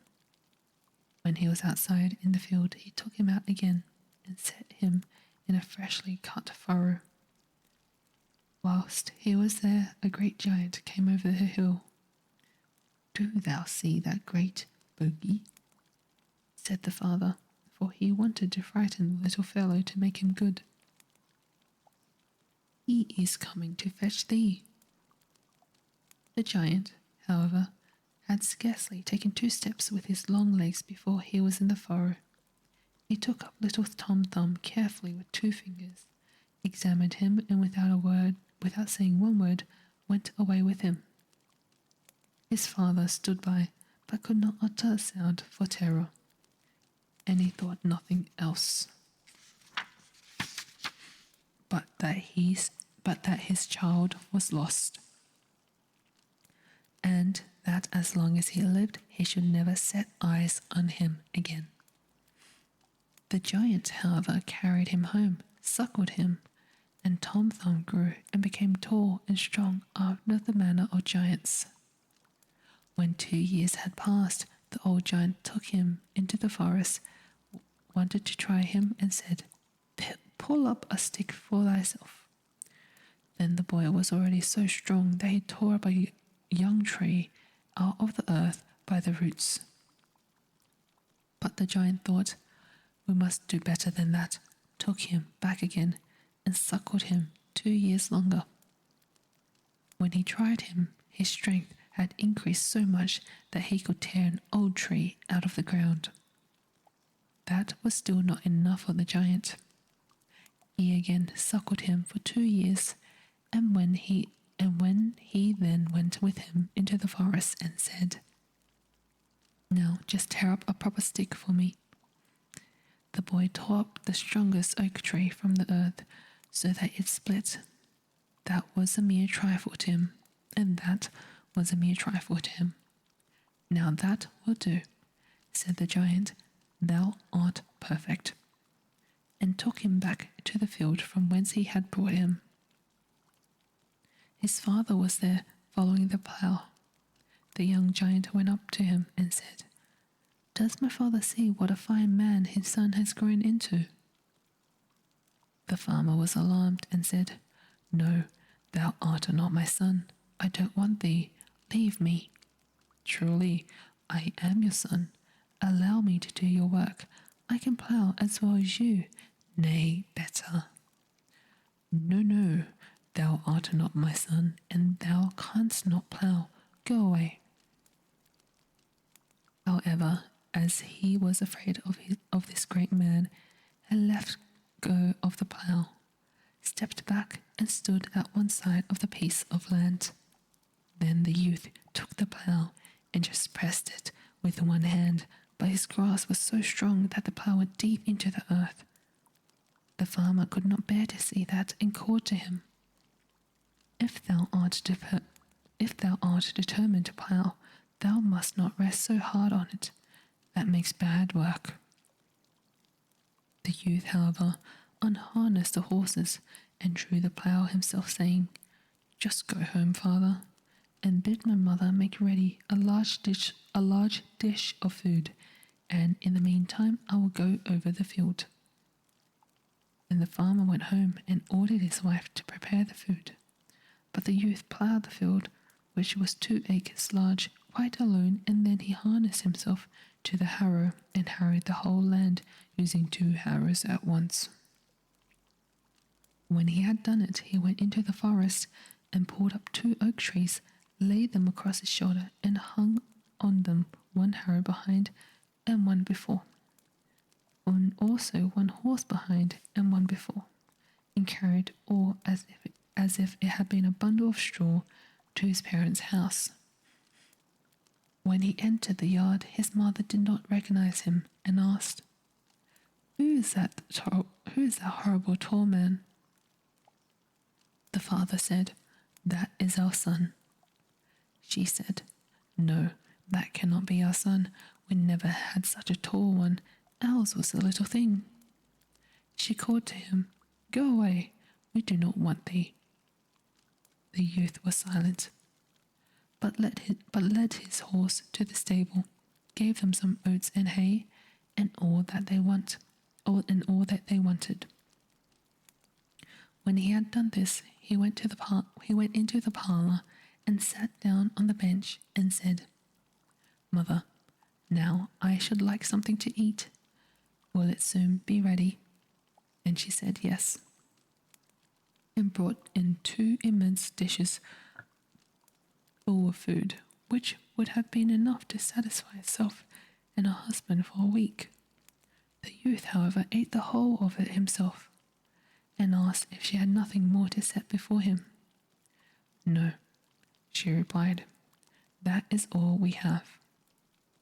But that was only a taste. I must have more. She did not dare to oppose him, and went and put a huge cauldron full of food on the fire, and when it was ready, carried it in. At length, come a few crumbs, said he, and ate all there was, but it was still not sufficient to appease his hunger. Then said he, Father, I see well that with you I shall never have food enough. If you will get me an iron staff, which is strong, and which I cannot break against my knee, I will go out into the world. The farmer was glad, put his 2 horses in his cart, and fetched from the smith a staff so large and thick that the 2 horses could only just bring it away. The youth laid it across his knees, and he broke it into 2 in the middle like a beanstalk and threw it away. The father then harnessed 4 horses and brought a bar which was so long and thick that the 4 horses could only just drag it. The son snapped this also in twain against his knees, threw it away, and said, Father, this can be of no use to me. You must harness more horses and bring a stronger staff. So the father harnessed 8 horses and brought one which was so long and thick that the 8 horses could only just carry it. When the son took it in his hand, he broke off a bit from the top of it also, and said, Father, I see you will not be able to procure me any such staff as I want. I will remain no longer with you. So he went away and gave out that he was a smith's apprentice, He arrived at a village wherein lived a smith who was a greedy fellow, who never did a kindness to anyone but wanted everything for himself. The youth went into the smithy and asked if he needed a journeyman. Yes, said the smith, and looked at him and thought, this is a strong fellow who will strike out well and earn his bread. So he asked, how much wages dost thou want? Hello, Alfie.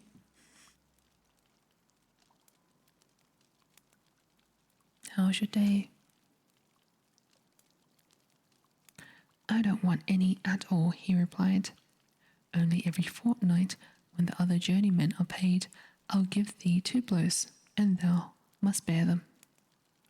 The miser was heartily satisfied and thought he would thus save much money. Next morning the strange journeyman was to begin to work, but when the master brought the glowing bar and the youth struck his first blow, the iron flew asunder and the anvil sank so deep into the earth that there was no bringing it out again. Then the miser grew angry and said, oh, but I can't make any use of you. You strike far too powerfully. What will you have for the 1 blow? Then said he, I will only give you quite a small blow, that's all. And he raised his foot and gave him such a kick that he flew away 4 loads of hay. He flew away over 4 loads of hay. Then he sought out the thickest iron bar in the smithy for himself, took it as a stick in his hand, and went onwards. When he had walked for some time, he came to a small farm and asked the bailiff if it did not require a head servant. Yes, said the bailiff, I can make use of one. You look a strong fellow who can do something. How much a year do you want as wages? He again replied that he wanted no wages at all, but that every year he would give him 3 blows, which he must bear. Then the bailiff was satisfied, for he too was a covetous fellow. Next morning the servants were to go into the wood, and the others were already up, but the head servant was still in bed. Then one of them called to him, Get up, it is time, we are going into the wood, and thou must go with us. Ah, said he quite roughly and surlily. You may just go then. I shall be back again before any of you. Then the others went to the bailiff and told him that the head man was still lying in bed and would not go into the wood with them. The bailiff said they were to awaken him again and tell him to harness the horses. The head man, however, said, as before, just go there. I shall be back again before any of you. And then he stayed in bed 2 hours longer. At length he rose from the feathers, but first he got himself 2 bushels of peas from the loft, made himself some broth with them, ate it at his leisure, and when that was done, went and harnessed the horses and drove into the wood. Not far from the wood was a ravine through which he had to pass. So he first drove the horses on, and then stopped them, and went beside the cart, took trees and brushwood, and made a great barricade so that no horses could get through. When he was entering the wood, the others were just driving out of it with their loaded carts to go home. Then said he to them, Drive on, I'll still get home before you do.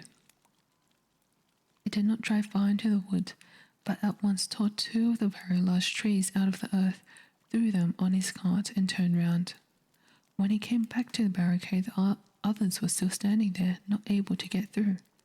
Don't you see, said he, that if you had stayed with me, you would have gone home just as quickly, and would have had another hour's sleep.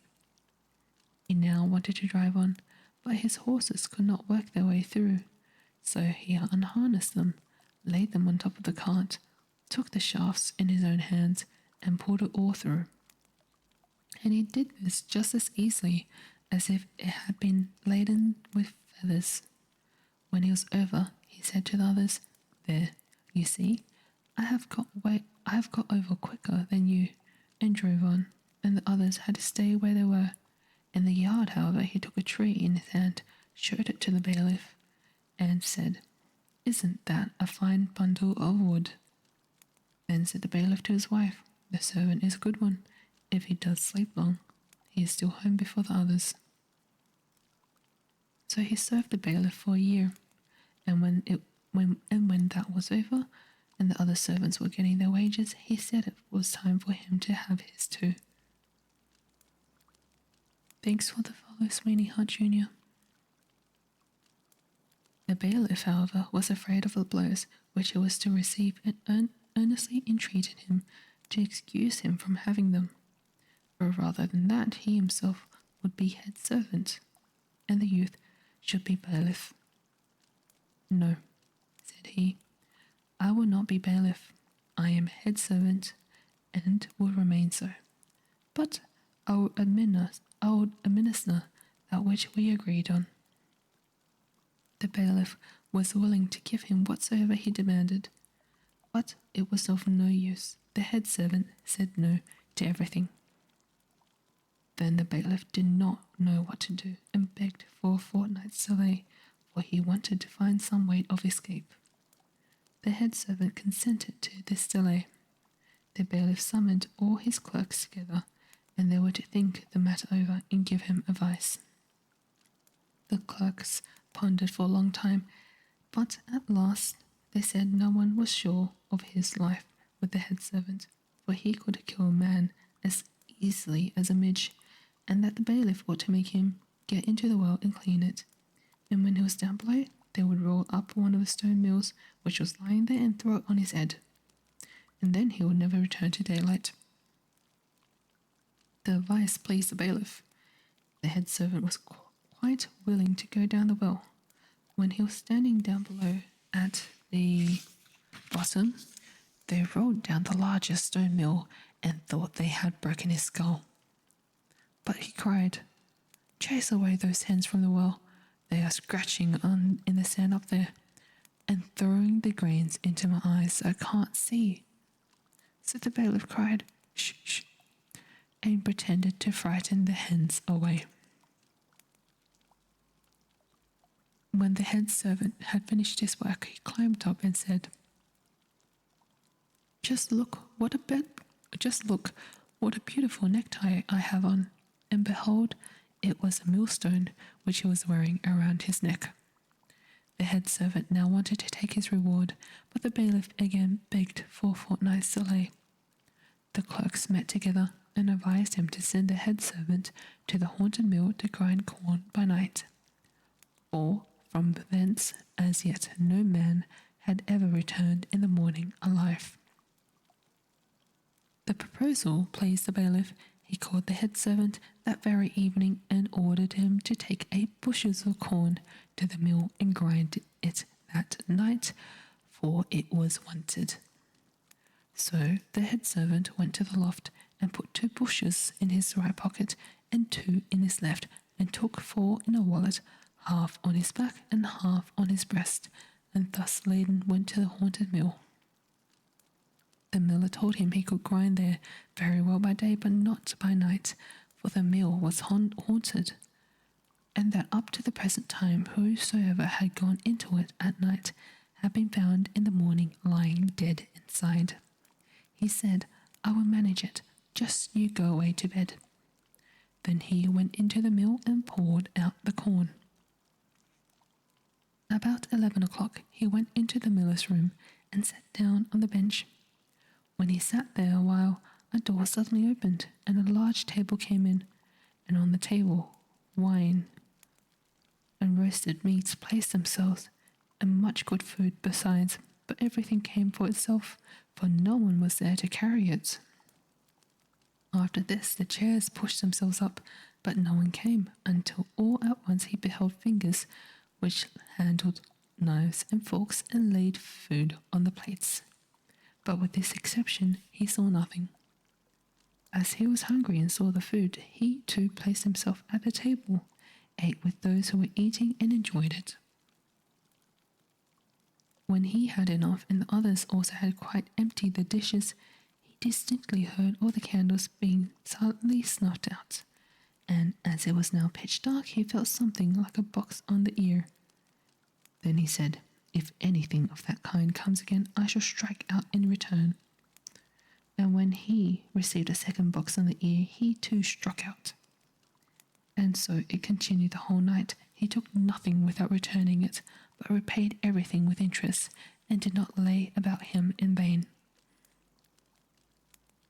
At daybreak, however, everything ceased.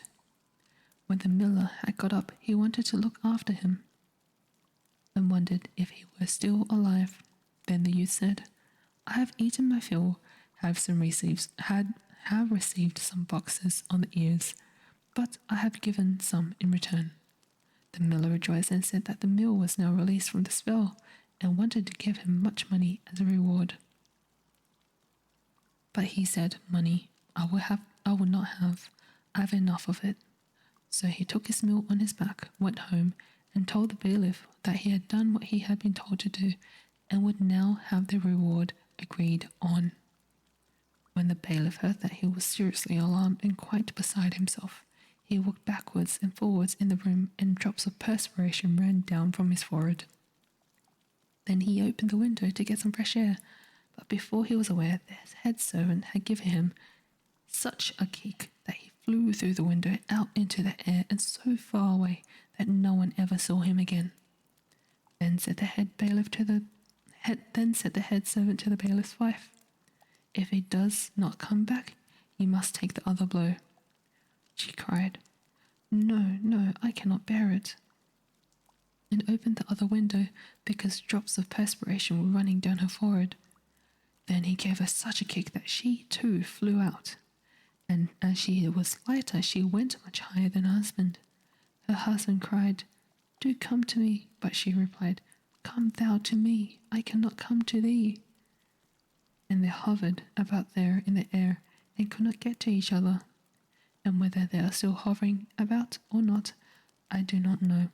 But the young giant took up his iron bar and went his way. That was it.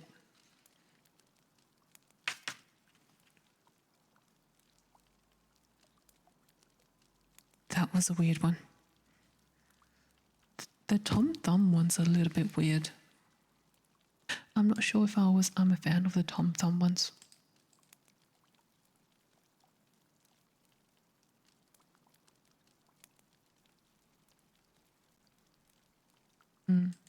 That was weird.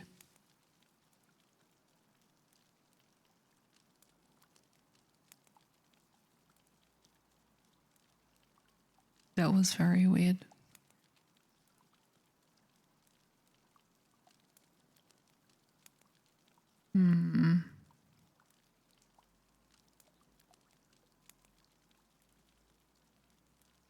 Tom Thumb is weird. I mean, towards the end, they stopped calling him Tom Thumb. Being surprised at how rare they are is no longer new. You? Really?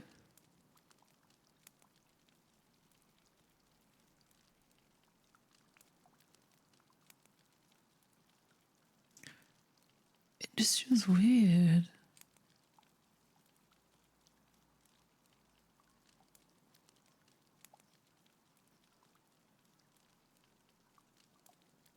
Okay, I think that's it. That's it for today.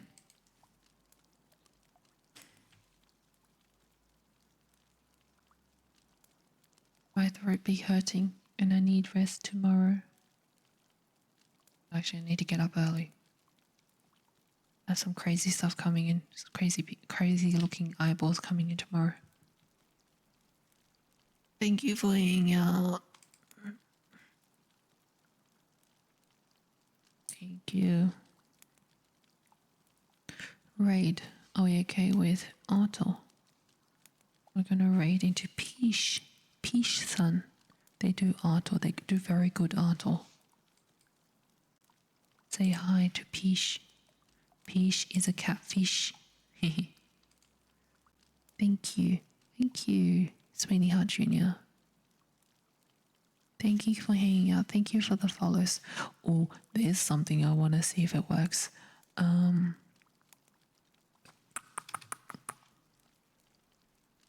I want to see if this works. Please work, please work. Oh, come on. Hello? Oh, come on. Oh, work. Come on, work. Oh, no, it's not working. Credits is what I was trying to fix. Thank you for hanging out.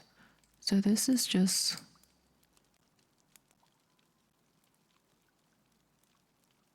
Is it working? No, it's not working. Oh, no. My credits never work. No. Oh, I'm sad. Okay.